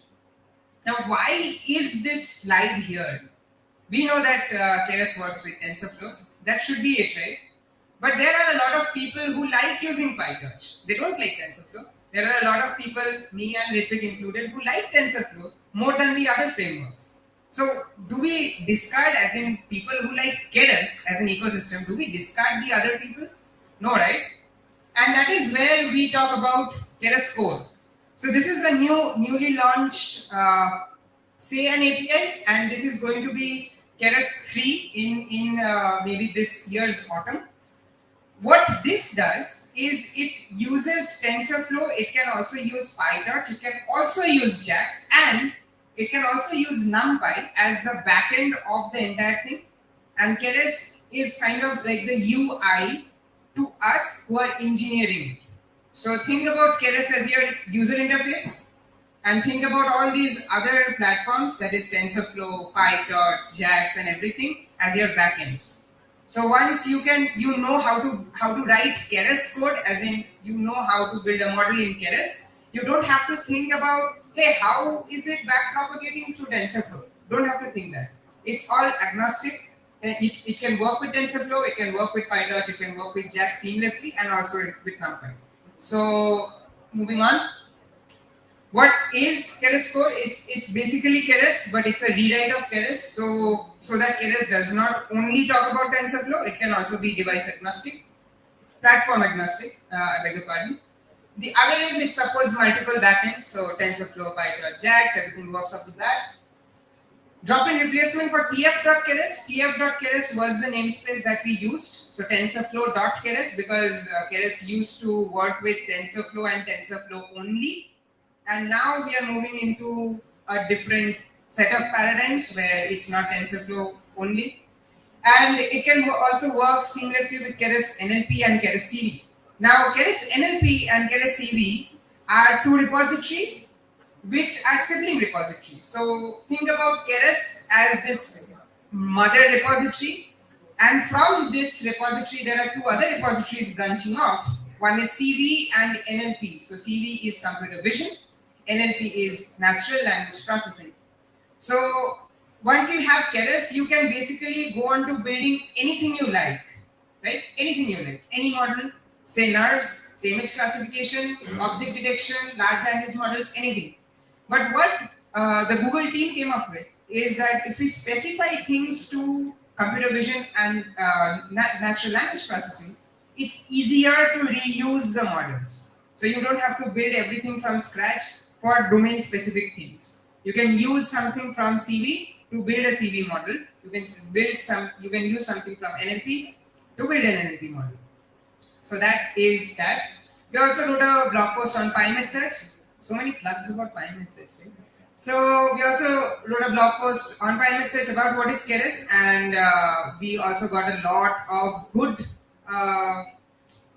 feedback from the Keras team itself about the write-up. So if you want to know what Keras code is, if you want to also know what Keras is, we also have a prelude to this blog post about what Keras is and how to use it.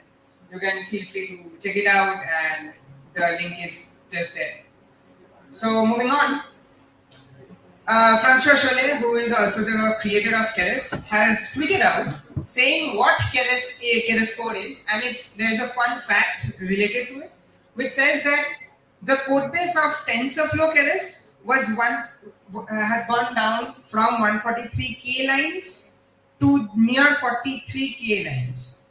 So what basically happened is a bunch of TensorFlow code, which was not very, so he calls it TensorFlow 1 tech debt, that means technical debt. So all that technical debt goes away. Keras is Keras in itself, and it can harness the automatic differentiation engines of different packages. It does not need to depend on anything in specific, hence code lines go down. And here I'm sure you can't see this. The slides will be open source, don't worry about it. But the point I'm trying to make here is that it's a script which takes in that template that we created, as in import, data load, model build, model compile, model fit, model infer. It's the same script, but now what happens is this script can be run with any framework that you have. So TensorFlow, perfect. PyTorch, perfect. JAX, perfect. So any platform you like, you are going to use that. So we are not constraining you to use TensorFlow only, but we would also mention that it's in the beta stage. So there are a lot of things that kind of bug out. So please feel free to raise an issue in the Keras core GitHub repo. It's a drop-in replacement for TensorFlow. So if you already know what tf.keras is, you can just import Keras core as Keras instead of from TensorFlow import Keras. So just remove that from TensorFlow part and replace it with import Keras core, and everything is going to work off the bat. Seamless switching. So once you have the script or maybe a Colab notebook, Jupyter notebook, whatever you like it, you can switch your backends on the go just by introducing this Keras backend environment variable and set it to TensorFlow, set it to PyTorch or set it to JAX, and Keras core knows off the bat which backend am I going to use. The next slide would be the advantages of Keras core, and I'm going to go skim very quickly and I'm going to go to the question and answer session.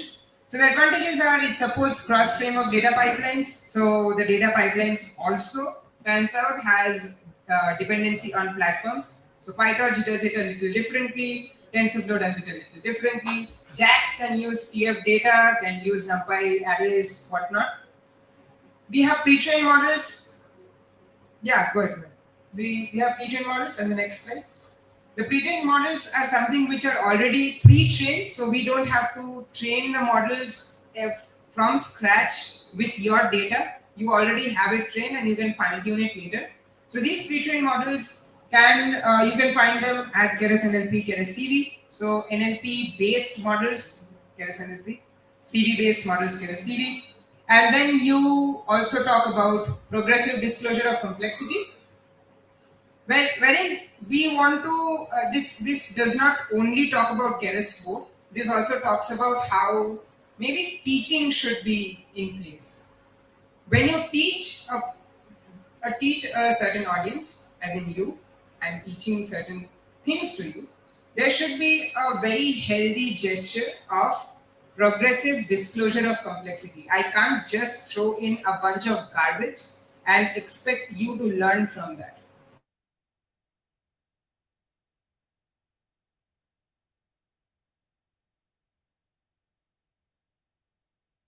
That, and this is quite a big flex as in how much time we have put into our slides, is that we came up with what data manipulation is or matrix manipulation is.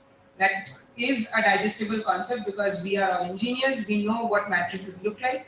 We have worked with MATLAB, we have worked with NumPy, we have worked with matrices in maths. We also talk about how those matrix manipulations are really important for deep learning. So inputs or this image is an array of a lot of vectors and all that stuff. It goes in a model, a bunch of data manipulations happen, you have a loss. And then comes in the gradients. So see how small concepts which are very graspable are being stacked on top of each other. So that is what Keras also does. Keras does not just throw you into a pool of a lot of models, a lot of jargon and everything. If you want to start start small. There is no denying that. We are all beginners. We want to start from somewhere. We as in me and Ritvik, and I hope Ayush and Shomik, who are going to take on the stage maybe 5 minutes later, they're going to tell you the same thing. Start small. Think about what the formulation would be, what the idea would be. Start small. Use a sequential model. Nobody told you to subclass the layers, use abstractions and a lot of things. But also, once you know what you're going to do and you need a little bit more fine-tuned or fine-grained control over your model, you go into a little layer deeper, right? So that is how you progressively disclose your complexity. So the complexity just needs not to be thrown to your face. It needs to get disclosed one at a time, right? From then on, we introduce a new stateless API, and I'm not going to go into much details with what stateless API is. It's just one way of saying that we now also have JAX with us, which is stateless, which is not stateless, it's pure state numerical computation library. So I'm not going to go into great depth in that. And there is a concept which I just want to utter it out so that people who are taking notes or maybe just listening know this term because it's going to be very helpful, which is called distributed learning. The point of the matter is, if you have one computer where you can train your model. If you have a lot of computers, you can train your model parallelly, which is going to take a lot less time. Does that make sense? It's inversely proportional, so the number of computers increase, the time of your model goes down, right? So that is how you kind of achieve the TF or maybe just the distribution strategies. So with that, I would like to close with the references and acknowledgement. How about it? So the code examples about Keras, developer guides and notes to myself on software engineering, that's a blog post of François Chollet himself. And it's insane to think of a software developer who just wrote rough notes on Medium and that became a blog post. And it's a huge hit.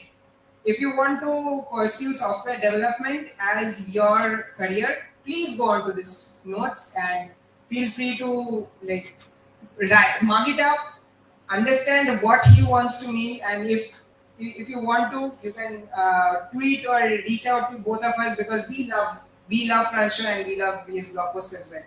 So that's there. And the next slide, I think there was one. Yeah. So then again, another Pymet search swag. So come on.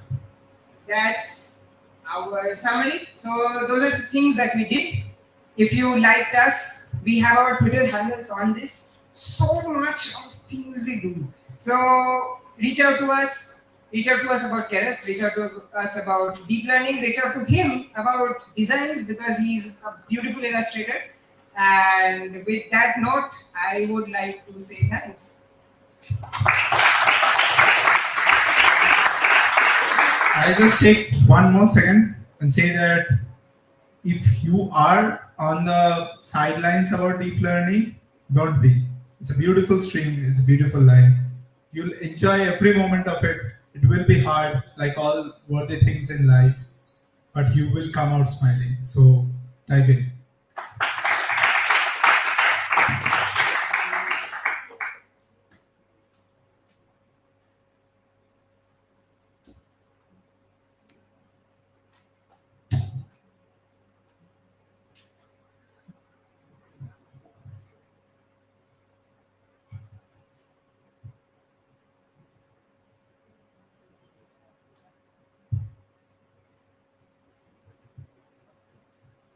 Thank you so much, Anitra and Ritvik, for the session.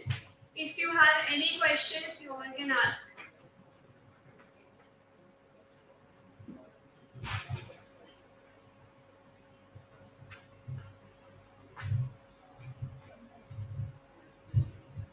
So I do not have questions basically targeted to Keras, but to deep learning because this is the first time I learned about Keras, like what it is and how it works. So about deep learning is first question about data pipeline. So is it always necessary that the data has to be in sequential order, like it has to be sorted for this models to work with, or it can be just distributed or any random thing? Deep learning is a way for you to learn. It's a way for machines to learn from data.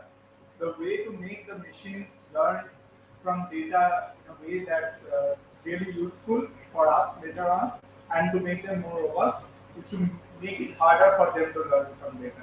So if you shuffle the data, if you mask out things from the data, it will be harder for the model to learn from the data, and will get better at it.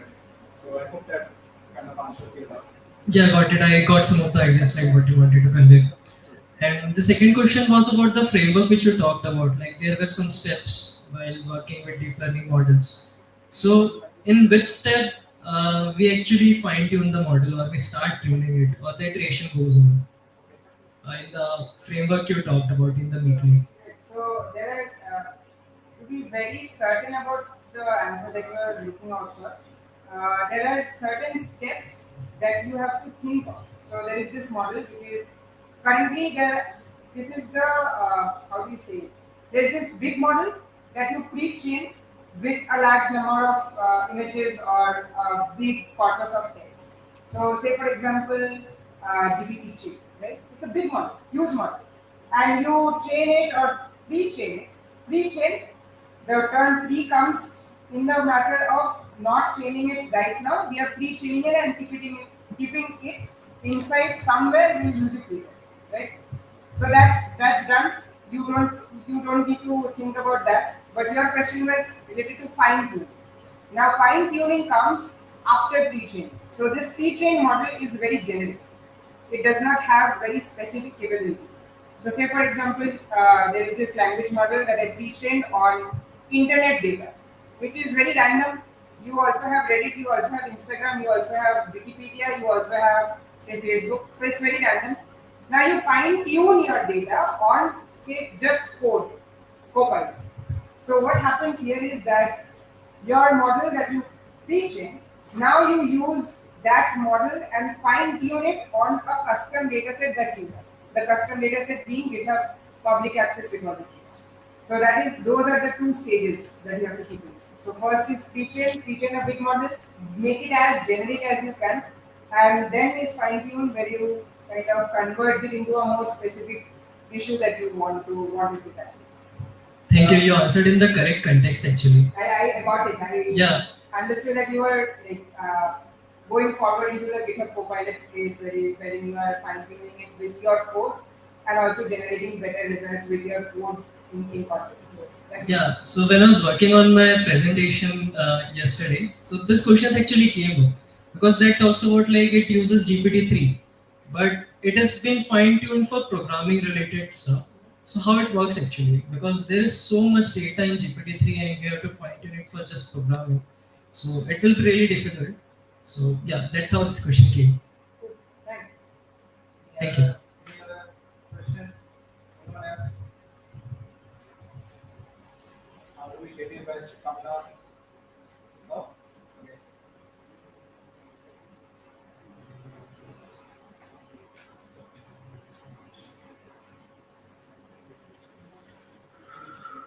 Alrighty. Thank you so much, speakers. You all can reach out to them on their socials. Now it's time for another in-person speaker session. Our next speakers are Soumik Rakshit and Ayush Sharma. They both are machine learning engineers in weights and biases. And they are also Google developer experts in machine learning.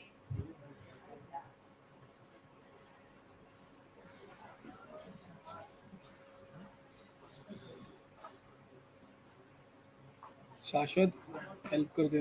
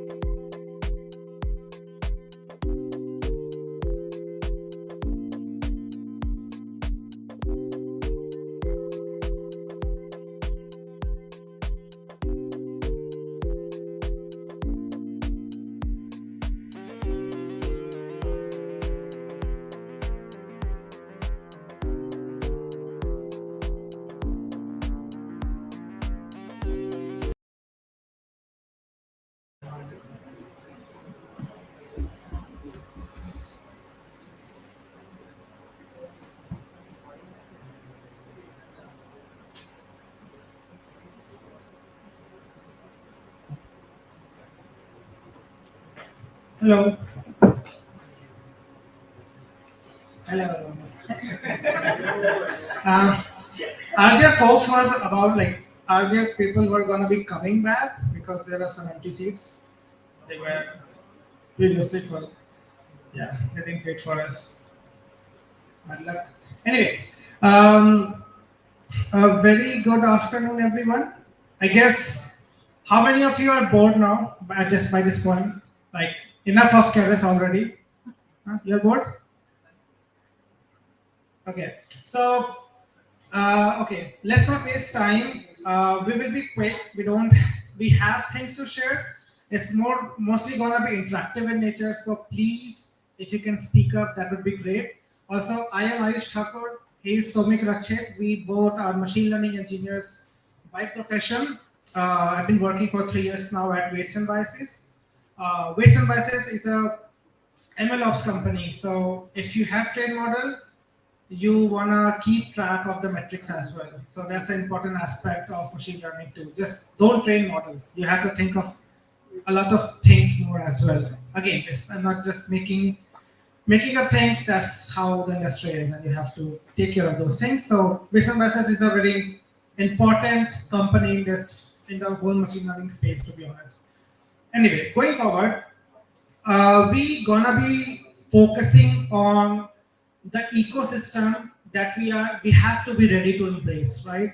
With the Keras and Keras Core, especially that was launched I guess a month or two back, that both Ritvik and Aritra mentioned. With that, a lot of things are going to change in the deep learning world, and we are just here to share some of the things that is possible today and how you should gear up to embrace the whole ecosystem. Yeah, that's more of an intro. Do you want to say something, Sumit? Okay, so let me get started. Fine, so my slide will have a few slides and a collab notebook, okay? And the collab notebook is something that I will be sharing with you. If you want to run it in your phone, go ahead do that. That would be lovely. If you have a laptop, use that. Right. So yeah, as I mentioned, I'm a machine learning engineer at WNDB, Kaggle Notebooks Master, GD in ML, etc., etc. Right. So I will be most importantly talking about natural language processing or natural language understanding, and computer vision is going to be covered by Sumit. Okay. So my focus is going to be here, and just so that I don't throw in some code snippet out here and talk about NLP in general, I wanted to use a problem statement, something fun that we can think about and how we can go about solving that using deep learning and specifically Keras NLP. Right, so on Kaggle, there's a Kaggle competition running called LLM Science Exam. So one of the talk was on Copilot, and he mentioned about ChatGPT, and yeah, I thought I'm not going to mention ChatGPT anymore. Anyway, so the point is, large language models are models which has 7 billion parameters or more. They are usually considered large language models, and one of that large language model is called GPT, and there are various variants of GPTs, okay? Generative pre-trained models. So this challenge is such that you have to train a model. It is gonna be a language model that can answer multiple choice questions. So like कौन बनेगा करोड़पति सब जानते हैं, right? And you have a question, you have 4 answers, right? And one answer is going to be the correct one. So this challenge is something like that, but the focus is just science. So there will be physics questions, chemistry questions, yeah, astrophysics questions, thermonuclear questions, whatnot. Right. So the way this whole problem statement was built, or this data set was, problem statement is to solve multi-choice question, and the data set, the way it was built is, you take a big model, in this case a GPT 3.5. Again, all those who have heard of ChatGPT, under the hood is a GPT 3.5 it's a GPT-4, which is instruction tuned. Okay, and this is maybe a base GPT 3.5 that was used, and you provide some context. So you go to Wikipedia, you take a paragraph from Wikipedia, right? You take the paragraph and give some instruction along with the paragraph and some instructions. You give it to 3.5 GPT, and then it will generate some things that I will show like in a demo. But the instruction that you are giving to GPT 3.5 is, hey, you are a smart teacher and you're gonna come up with a question and 4 answers. And the 4 answers are gonna be very close to each other. And only one of that answer is going to be correct. And you also have to come up with the option of which answer is correct. So you give this instruction to a GPT and you give the context. So context is a paragraph from Wikipedia. I mean, this is interesting. If I've not done it, it sounds magical, and when you do it, it's still magical, right? You train a model for something and you get something else. The point is, let me open this. One second.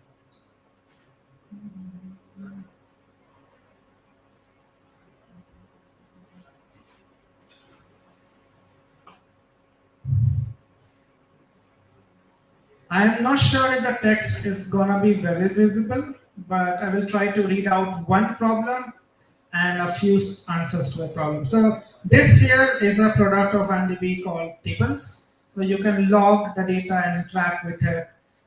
How many of you use pandas? Raise your hand.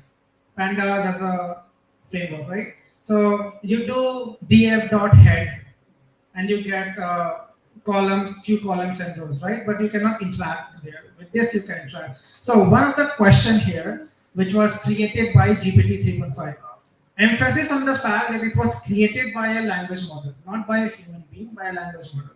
Okay. So the prompt here, or the question here is, which of the following statements accurately describes the impact of modified Newtonian dynamics, etc.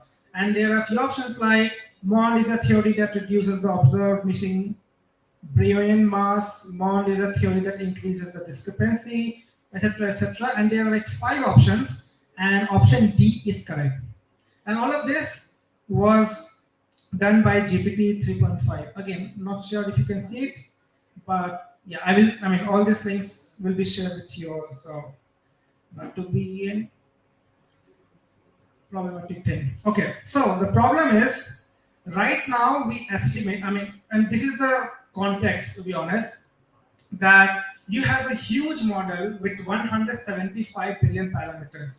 If you have not trained like models a lot, you might not get a sense of how big this model is, but it's a huge one, right? So big model was used to come up with few questions and their answers and a correct answer. How about we train a tiny model? So a model which is like 10 billion parameters. It's tiny in comparison to 175 billion parameters. You train a tiny model that can solve that multi-choice question answer problem statement. That would be, if you can come up with a model like that, you are basically like finding an interesting solution or a niche model that can solve something that a huge 175 billion model came up with. And this concept is called LLM, evaluating LLM, but I will not go into that. Rather, I will just touch upon LLMs from a satellite view. Okay, so I mentioned GPT 3.5. There's also GPT-4, Falcon, Claude, Palm, etc., etc. These are all the family of, and these are just handful. There's so many models out there in the world right now, which like closed source and open source, which has 7 billion or more parameters.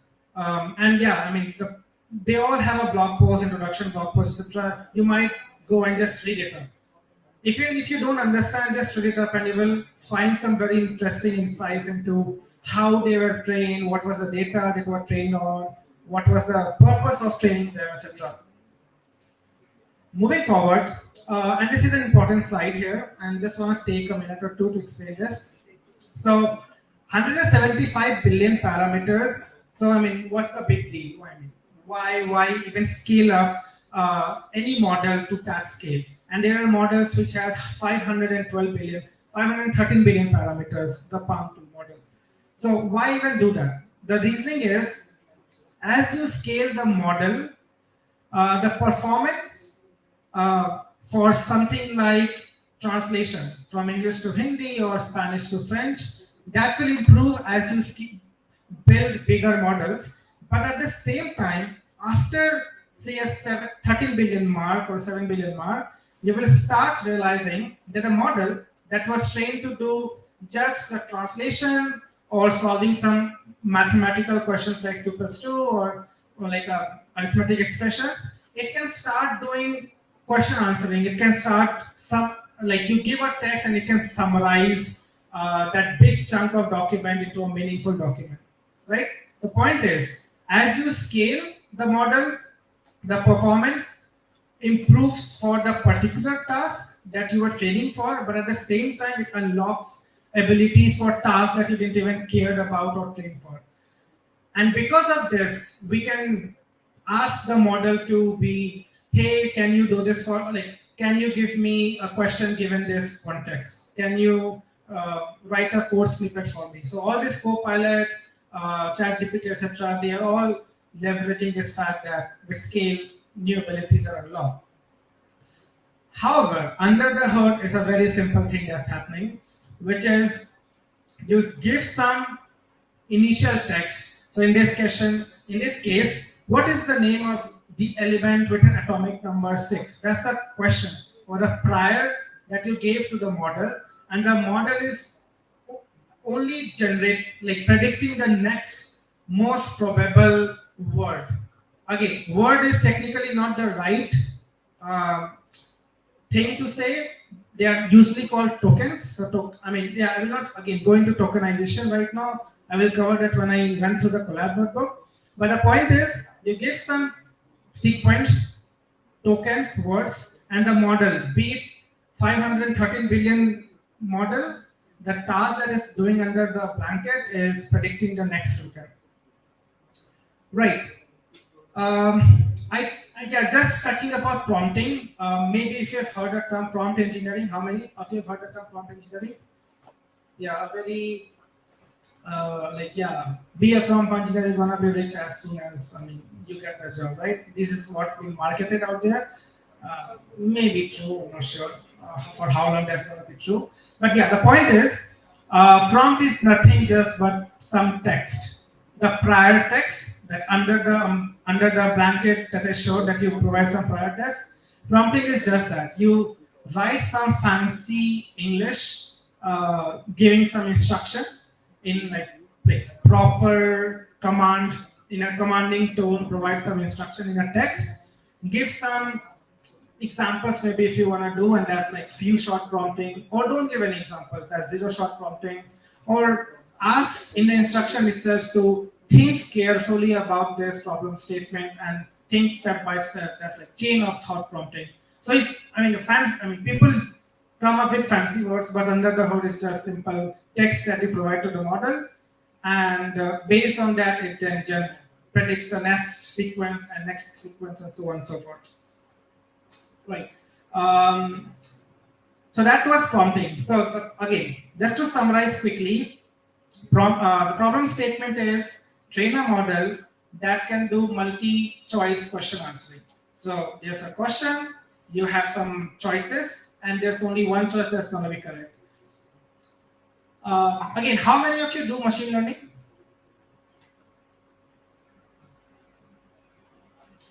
Yeah, so if I ask you this question, you have a question and 4 answers, out of which only one answer is going to be correct. How are you going to formulate the problem statement? How are you going to think about training a model to do this? You might have heard of classification. You might have heard of logistic regression. Might have heard of generative tasks and all. So how are you going to formulate the problem statement? What's going to be the category in which this is going to be falling into? A question, 4 answers, only one answer is going to be correct. So how are we going to think about it? Anyone? Okay, no issues. Have you trained a MNIST classifier or a cats and dog classifier? So train a model to say that this is cat and this is dog, right? You can maybe think about it like this in the same way. You give the question, you give the answer, and ask the model if this answer is so binary classification, right? You can think of this as a binary classification. Again, and the point that they also mentioned that start small and then you build on top of that. This problem statement might sound daunting, but under the hood is just binary classification that you're doing, right? So that's how, if you think through a problem statement, no matter how complex it is, it's gonna be based on some fundamental that you might have studied somewhere. Right, so let me just quickly jump to a collab.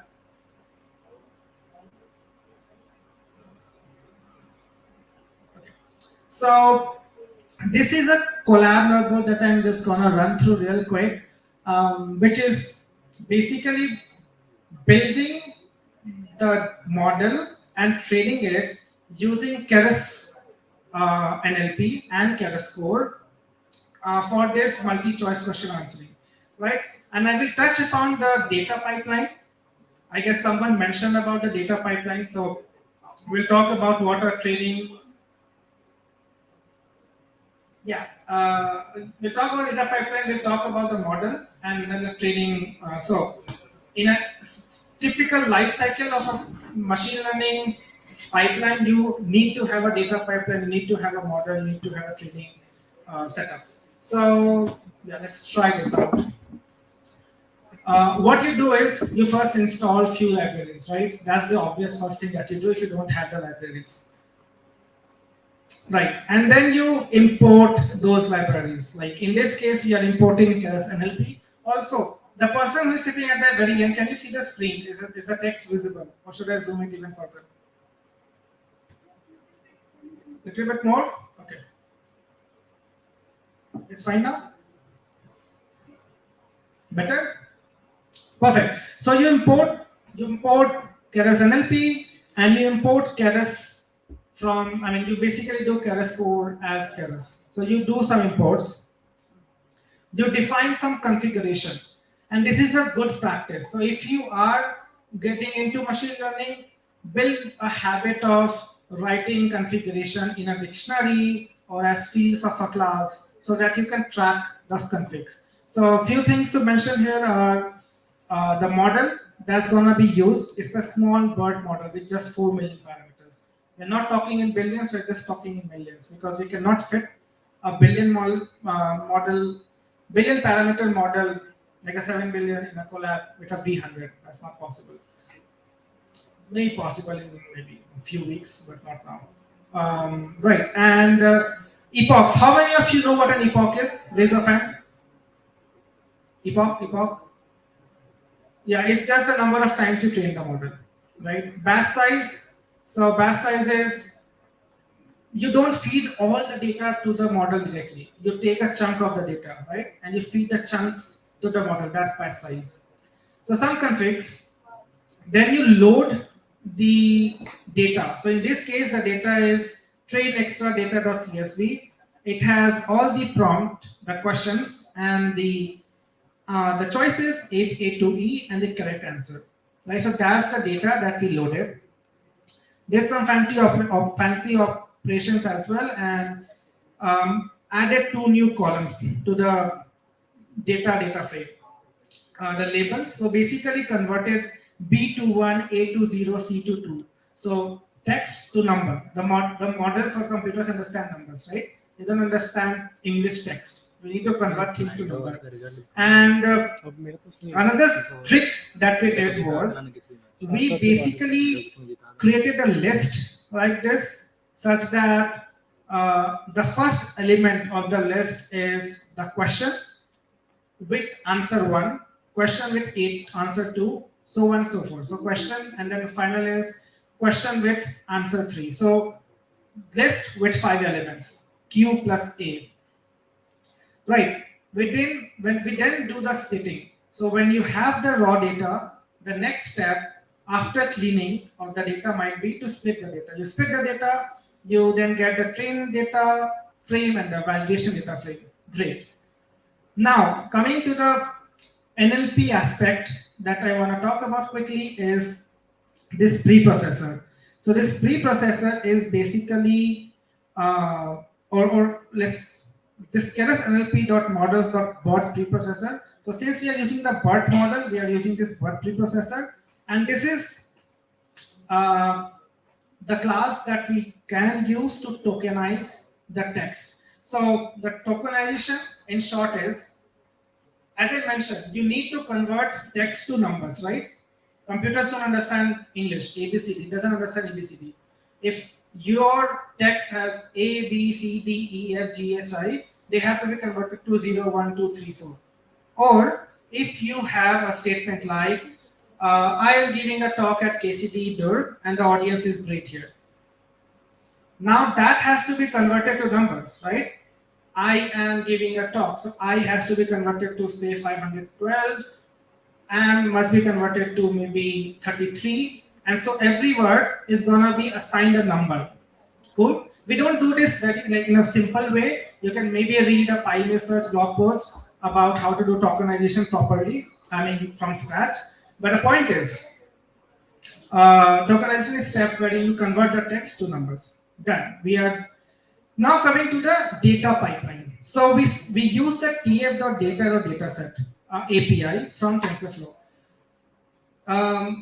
I don't think I'm biased here, but using TensorFlow dataset to build a data pipeline is the best way to build a data pipeline. It's like the fastest and sleekest way of building a data pipeline. So you basically provide the options, that list with 5 elements that I prepared and showed earlier, and you provide the labels. So you have that and that, two things, and that's around which you want to build a data set. So you have a trained data set and a valid data set. But it will, if you just iterate on this, it will just give you one element. So that element is going to be those 5 question plus answer pairs. So what type of notifications can be paused by a push proxy gateway, and that answer is MMS, email, IM, whatever, right? And then the label is 2, and 2 here means that answer C is the correct one, which is the 3rd element. Anyway, so we build the tokenization step, and then we finally bring the data loader. Data loader, for the training, we need to shuffle the data. So yeah, I guess you asked the question about sorting the data and shuffling. We always shuffle the training data. 99.9% chances that we'll shuffle the data, but we don't shuffle the evaluation data. That's not what we do, right? So we shuffle the data. Then here .map preprocess function, we tokenize the text. Once we tokenize the text, we then batch the data together. So you have 10,000 rows. Now you are building chunks of, in this case, 8 or 16 or 32, whatever. So that's how you build a data loader, right? Again, so earlier when I did next iter train DS, I got this text and a number here. Now when I'm doing next iter train loader, I'm getting some matrix. So some arrays of shape 8, 5, 200, etc. You can get into details, but they are basically token IDs, some segment IDs, and some labels. That's it. Nothing much. Finally, so that's the data pipeline. So you take in the raw data, build the data. Now you build the model.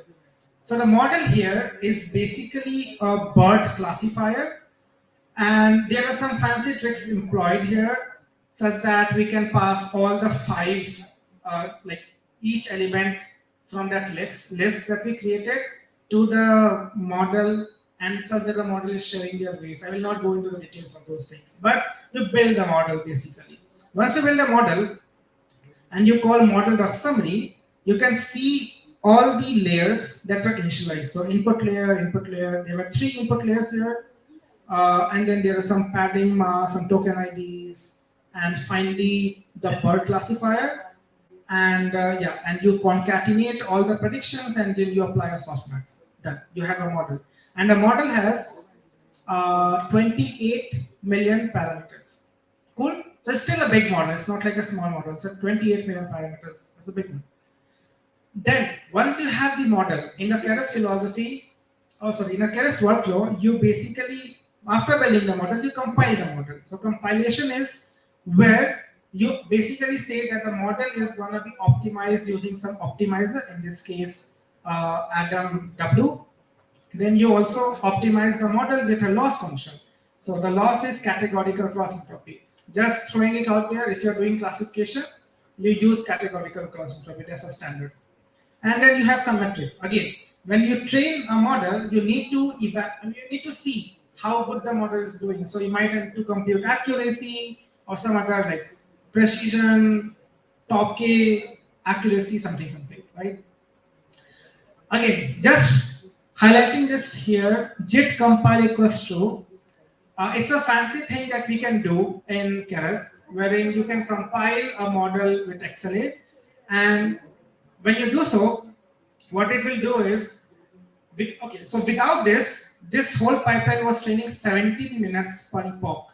Okay, that's a huge number of time spent to train once, and then you are training 10 times. That's going to take 170 minutes, which is a lot. So with JIT compile, that went down quickly to 3 minutes per epoch. So when it was taking 170 minutes to train the whole model for 10 epochs, now it's going to take only 30 minutes to train the whole model. That's what we want to do. So we compile the model, and then you do model.fit. So you build the data with tf.data, you build the model with some keras.input layer, keras.conv layer, keras.but, etc. Whatever. You pick a layer that you talked about, you do model.compile, and then finally do model.fit. You pass the train loader, you pass the validation loader, and yeah, you just start training. So you train it, and then you basically do some evaluation, as in here, model.evaluate, and then you have some results. So let me just go into the results. Yeah, one sec, and I will be done. So what I did was, I trained two models. One, a DeBerta model with 185 million parameters. That's a big model. And then I trained this smaller small model with 28 million parameters. Right? So after doing that, one sec. Sorry about that. Not able to find that. Yeah. So if you can see the screen, and this is a Wilson versus dashboard. I'm not sure if this is good. If you can see this BERT small model got an accuracy of I guess some 49%, whereas this DeBerta with 185 million parameters got an accuracy of 60%. I showed a slide wherein I was talking about scaling the model. So when you have a bigger model, the performance improves automatically, and that's all I wanted to show here. So with a bigger model, I was able to get 60% accuracy, whereas with a smaller model, I was just getting a 49% accuracy. So that's a 11% gain with, scaling from 28 million to 185 million. One can argue why go so big for 11%. Again, like if you can obviously optimize a 28 million to get 60%, but you have to employ some tricks and all. That's not part of this talk. Again, so yeah, that was mostly a problem statement. You thought through it. It was just a binary classification under the hood. You used Keras NLP and Keras core, and I mean, again, if you have done some sort of language modeling, just with one line of code you have access to DeBerta, with one line of code you have access to BERT. That's a big thing. This is something that maybe you might not be able to feel from your gut, but it's a big thing that we're able to access these models with just one line of code using Keras NLP. And yeah, we trained some model and we have some results. Yeah, that's it. Any questions? Again, the point was not to actually tell you what tokenization is, like go into the nitty-gritty, but just give you like a understanding of how to go about solving a problem statement and embracing the ecosystem with Keras NLP. Over to Sumit now.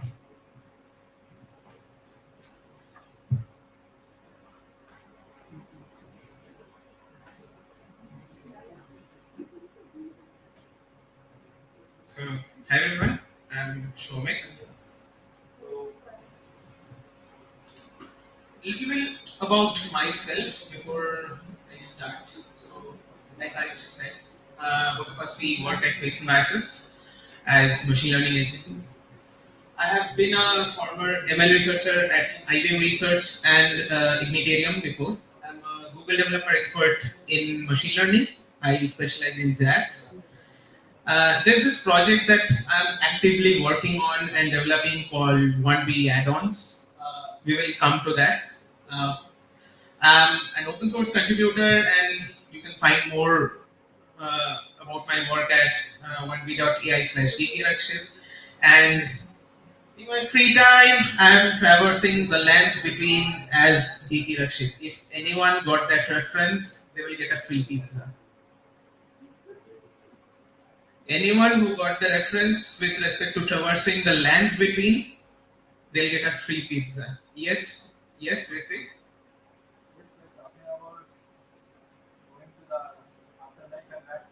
Shut up. That was an Elden Ring reference.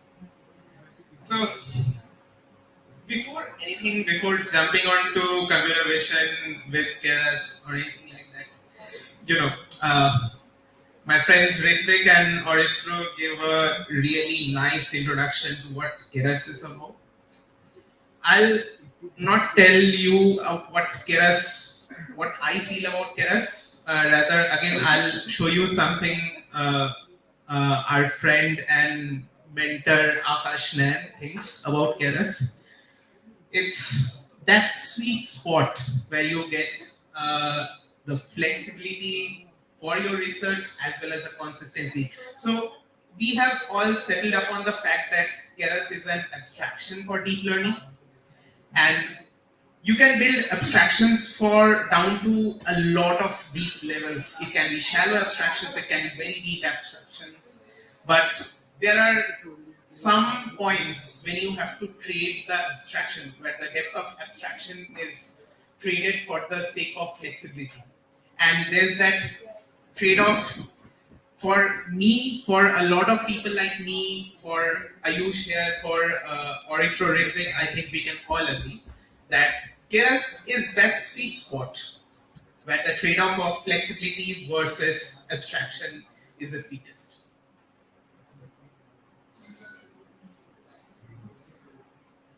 So I'm here, I'm going to talk about this particular computer vision problem called object detection. So can anyone here tell me what object detection is? What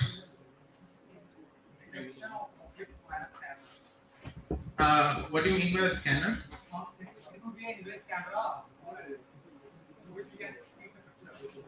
Perfect. So, for example, I could technically, if I want to find out how many of my audiences are actually squabbling over their phones.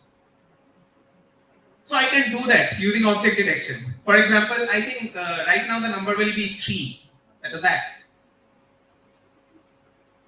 You can continue to spell it. I don't have a problem.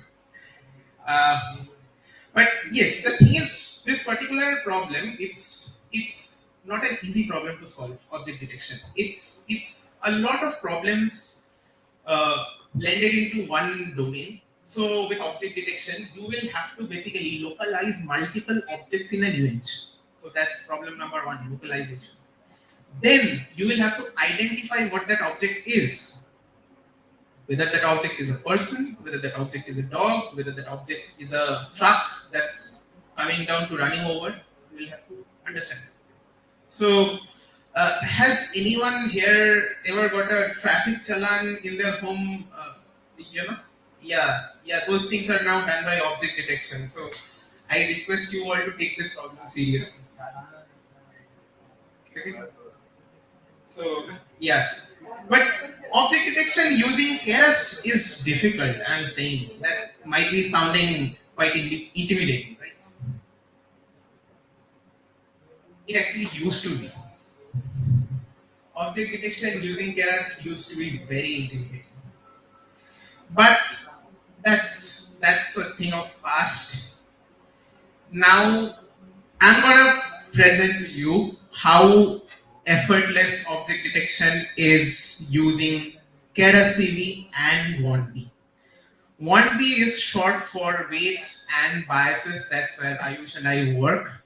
And the product is named 1B. And we will be showing how Ayush and myself have been working over the past few months to build integrations with different aspects of Keras, different libraries in the Keras community, essentially embracing the Keras ecosystem itself. So Keras is a part of the Keras ecosystem. And you can, if you ask me what is Keras the straightforward answer is going to be this. It's the horizontal extension of Keras for computer vision. In very simple terms, I'll say it's a modular library which gives you component to build and solve your own pipelines for different computer vision tasks. That might include object detection, that might be simple image classification, that can be object detection in 3D, that can be semantic segmentation. These are all very interesting problems that can be solved very easily with Keras. And if you ask me what 1B is or what weights and biases is, so Oritra and Ritvik has already told us what weights and biases are in machine learning. And where I work, where Ayush and I work, YB.ai, we have created a product which acts as a system of records for all things machine learning. It's a product that encompasses your journey for developing a machine learning model, for managing your experiments as machine learning models, and even when you have built that model, when you have taken that model into production, it monitors your model's performance drifts and many things even then. But, it's a system of record for everything machine learning, and that includes object detection, right? It's a system of record for computer vision as well. And here's actually a video that I wanted to play for you.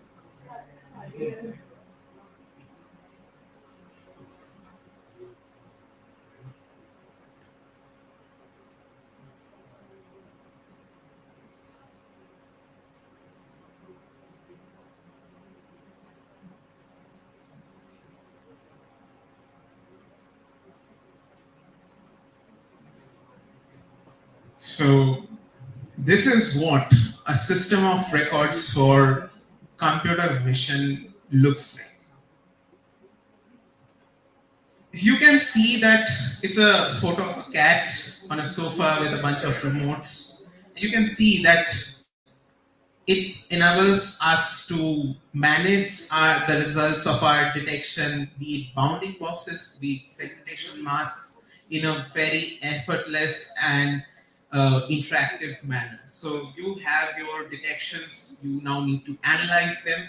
That's where the system of records come in, and this interactive, you've already seen the tables aspect to it. This is another aspect to it. So there are many such aspects that are encompassed by WANB. And I work in WANB to specifically design the integrations for computer vision.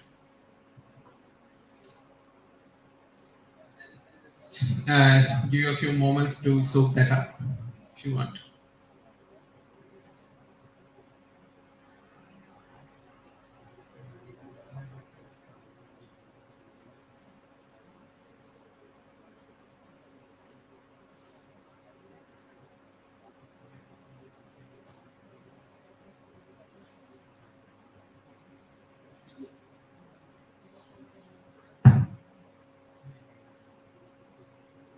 So, if you all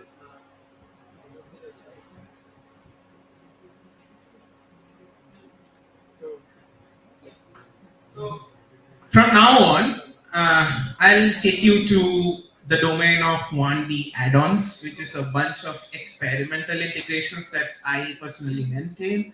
So you can visit the library, the documentation for this library by this link, and you will land on this particular page that shows us the Keras CV object detection integrations. And we can see a couple of tables here. So I'll quickly demo you how effortless it is to perform object detection using Keras CV. So I'll open the first notebook that is very simple, that shows you how you can just get your images and feed them to a pre-trained neural network that was trained for the task of object detection and is hosted at Keras CV. So that's the dependency installs and the imports. I'll ignore them. So we initialize weights and biases, and if you see, we are saving the configs of our experiment at weights and biases. This will come in handy later. I'll show you how. And if you see now, we are fetching the 5 parts of the images from IMGR, and we are converting them. We are reading these images and converting them to NumPy arrays. Then what we are doing is pretty interesting. So if you can see here, I have defined the Keras CV layer. So a Keras CV layer is essentially a Keras layer, and in this case, it's performing resizing. And can someone here tell me, take a wild guess, why do we need to resize our images for object detection or any computer vision based workflow for that matter? Why might we want to resize our images? Take a wild guess. Feel free to take a wild guess. Okay, I'll tell you. So basically what happens is that for running machine learning models, we are basically running them on GPUs, right? And these GPUs, they are not so good at sequentially executing tasks. Rather, they are very good at parallelly executing tasks. So what happens is, when we resize our images into a fixed dimensions, into a fixed partial dimension, we can batch them together so that the GPU can process each of the images parallelly at the same time. That's what we are basically doing here. We resized all the images and then we are concatenating them into a single batch of images, which we will be passing to this particular pre-trained network that we are creating here. Now, we can just pass the model to our pre-trained model. I won't delve deeper into what non-max separation is, but what I'll do is I'll take you back to this particular documentation, and if we open the run link, you can do it yourself. If you want to do it on your laptop, on your phone, you can open it right now.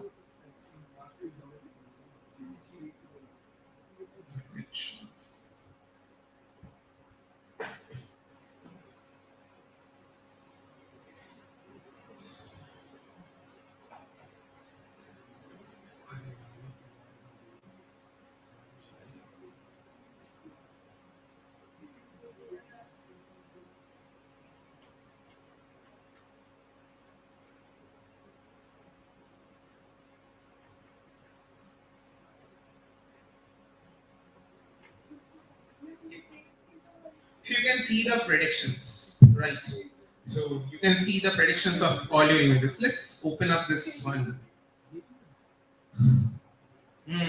We can see some interesting people in the frame. But the thing is that the model seems to be predicting everything all over the place, like so many boxes. Like I'm pretty sure there are no sheep or cat in the image, but I can spot that the model has detected a cat. What could be the issue? Can someone say what could be the issue? Why are there so many boxes? Why is the model predicting so many boxes? You don't need to fight to answer this, chill.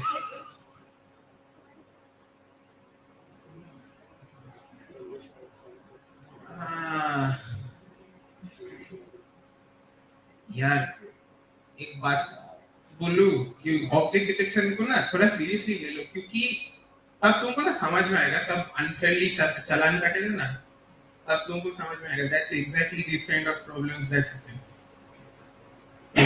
Because the ML engineers developing these algorithms for the government, they do not pay attention when we say these things.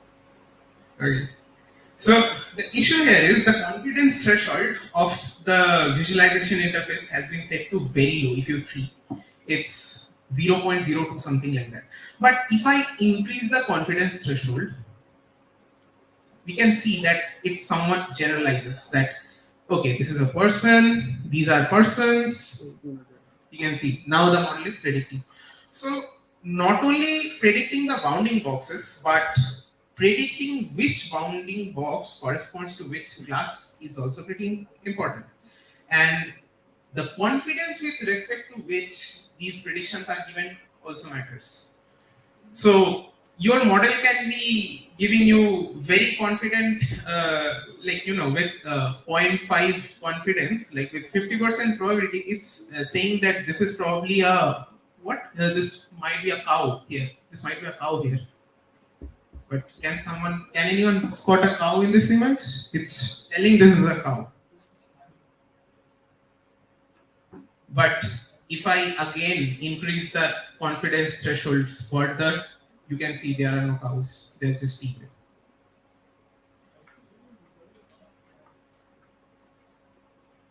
Now, I'll quickly take you over to how you can actually train your own object detection models on your own data.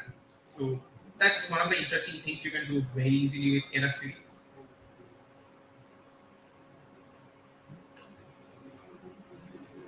तो पहले हम install करते हैं Keras or WANTB add-ons. That's very no-brainer. I'm not gonna waste my time there. We initialize WANTB and we sync all the configs. I'll come to where the configs are important, why the configs are important, and we set up the dataset pipeline and we use TF data because we are very biased. And there's one more reason, because we have been invited by TFUG, not PUG, PyTorch or nothing like that. Okay. Forgive the bad joke. And I would like to draw your attention to this one piece of code where I'm calling this particular transform called rag batch. So we have already seen Ayush talk about batches. So we essentially divide our data set into different chunks automatically so that they can be fed to the model, right? So why am I calling ragged batch and not dot batch? That's a question. Anyone from the speakers might want to try why we are calling ragged batch instead of dot batch? Because all the images are of different shapes. That can be taken care of by resizing, right? But sometimes resizing is also considered to be an augmentation, which is not good for the model to learn. Fair enough. Fair enough. But there's another reason why we are doing that. It's because exactly the number of objects or the number of bounding boxes for every image is not equal. So you can resize the image to a lower size to batch them together. But how are you going to batch together the bounding boxes? Because it's a list of boxes. So TensorFlow has a very interesting mechanism called ragged tensors, in which they basically automatically you can batch together tensors of different sizes. Okay, that's simplifying it very much, but I do not want to bore you more. And then what we are doing is we are basically augmenting the dataset using again a Keras sequential pipeline, as Ritik and Oritra showed us what a sequential model is. It's a very simple data structure, and we apply it to our train and eval dataset. And when we have the dataset pipeline ready, what we do is we define our model. Okay. And our optimizers, we compile them as Ayush has already shown us, and we start training. Now, here's the thing, while we are training, we might want to check if at all our model is learning anything or not. What could be one of the qualities that could show us that the model is at all learning anything? Can someone tell us? Can anyone tell us what is the indication that the model is at all learning anything? What can we check during the training process to guess that? Okay. So what is the training process inherently? The training process inherently is an optimization process with an optimization objective in mind, that the loss should go down and the accuracy should go up. Can we all agree to that? That the accuracy of the model should increase at the end of the day. Let us see if the accuracy of the model is increasing or not. I'll show you another 1B page where I'll show the results of a full-fledged training.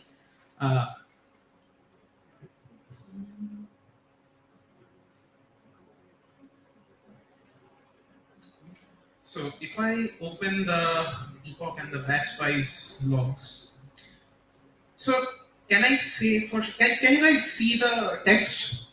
Can you guys see the text at the back? Okay, I'll just zoom in a little bit.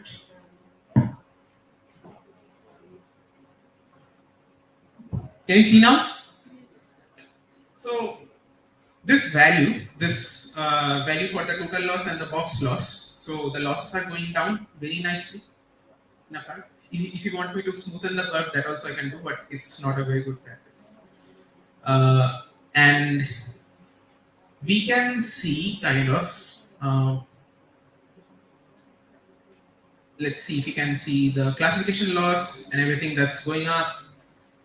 I have not, okay.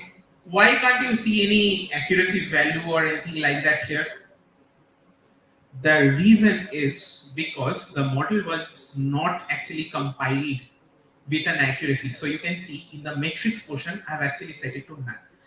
The reason is actually because for object detection models, the evaluation metrics that have been implemented as part of Keras CV are actually not yet very fast. So we are working on making them fast.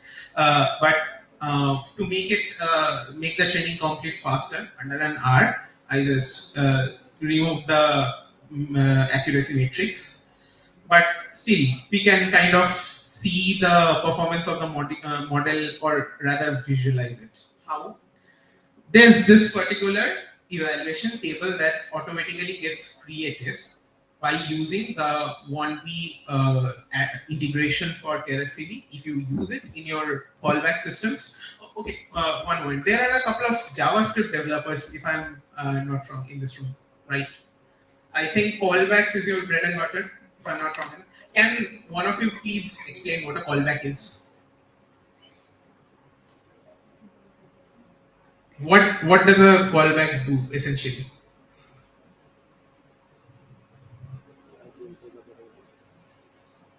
You don't have to say it in terms of Python, you can say in terms of JavaScript or your work, it's fine.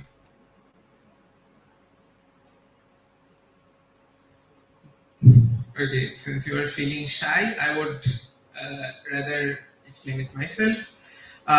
So what a callback in terms of Keras is essentially that when you are training the model in Keras, you're just calling model.fit, right? But that's where the problems arise, that there are problems with respect to abstraction and flexibility. The training process is essentially a for loop. Okay. But since the training process is abstracted behind this single function called model.fit, I cannot do anything more inside the for loop, right? Or so I think I am leading you to think, but actually we can. How? Thanks to the callback system of Keras. So the callback system of Keras actually can inject code inside your training loop. You can actually perform certain events or certain logic. You can inject certain logic inside your training loop and do them. For example, in this case, there are two callbacks, the 1B matrix logger and the 1B detection visualization callback, which injects some code inside your training workflow so that these visualizations and these trackings and all these are possible. So I'll go back to the table once again. So as we can see, if I open one of the images and if I remove the ground truth labels and just focus on the box predictions, we can see that they are all over the place. But if we increase the confidence threshold, they kind of fall into place, but still they are not very correct, I would say, because they are still seeing chairs in all kind of wrong places. So, but then again, this is the 0th epoch, right? What if I move to the latest epoch? Let's sort the epochs in descending order. That's just one click. In the 49th epoch, let's say if I take this image for example, I have removed the bounding box, the ground truth labels, the original labels, and I'm just seeing the predicted ones. Okay. So if I again increase the confidence threshold, is it a bus? Yes, it's a bus. It's learning. So using our 1V table, basically what essentially you can do is follow the journey of your model along with the model itself. There's another interesting thing I wanted to show you. The folks of here who are using pandas, you know of an operation called group by. What in code basically do you have to write to do group by roughly? Can anyone say? Pass the parameters on which you want to group it, like, on the basis of. What if I tell you you do not have to write any code? You can just group by. So here I am grouping by the epochs, and if I want to explore the predicted mean confidence for every class, for every single epoch, I can do that. And if you see clearly that initially the distribution of the mean confidence are kind of all over the places, these histograms if you see. But as we start training, they start getting skewed towards the higher end of accuracy, or in some cases the lower end, right? So that's an expected behavior. Is that an expected behavior? Should the distribution of accuracies or the distribution of losses get skewed to the lower or higher end? Should they or should they not as the training progresses?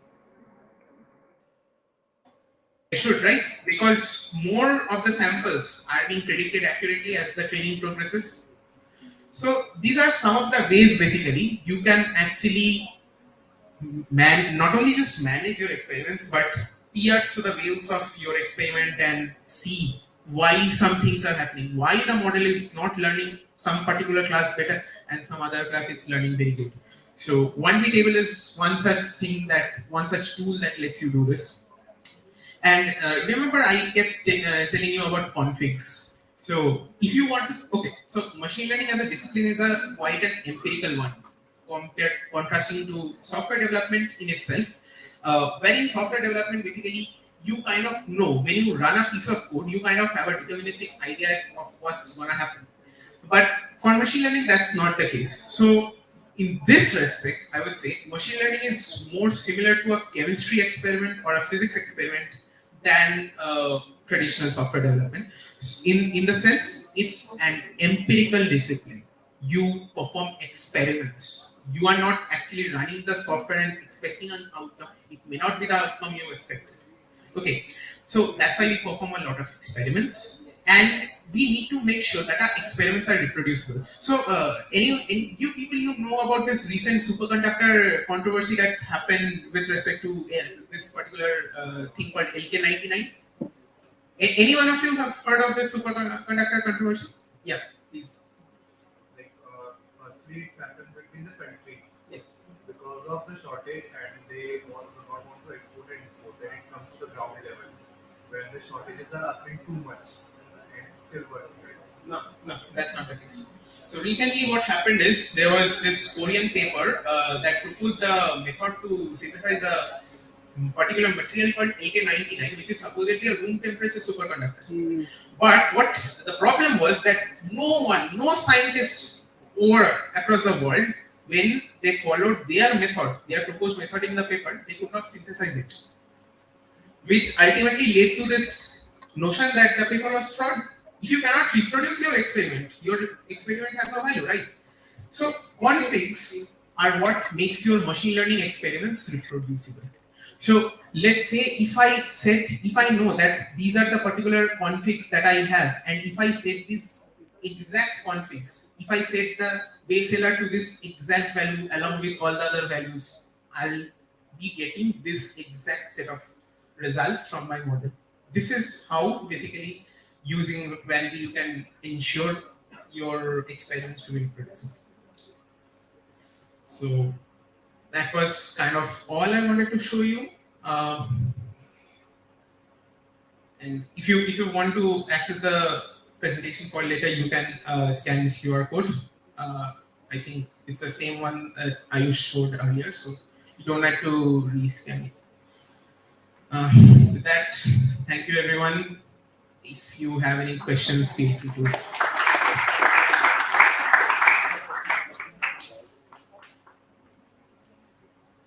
Okay.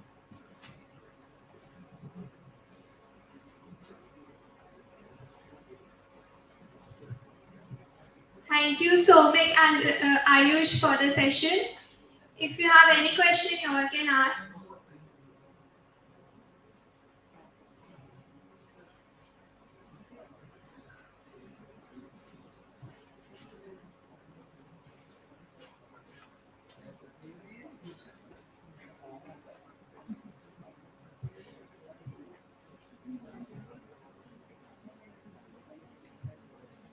So today's session has almost come to its end, and it's time to thank our community partners for now.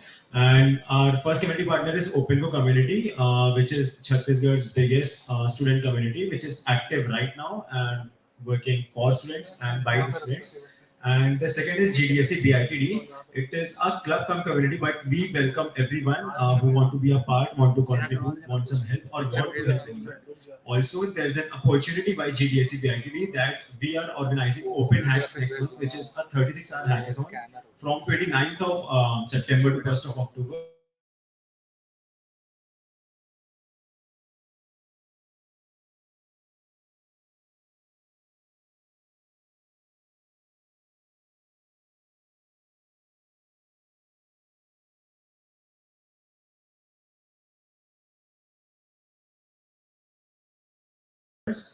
And yeah, that was all about. So it's now time to announce the winners of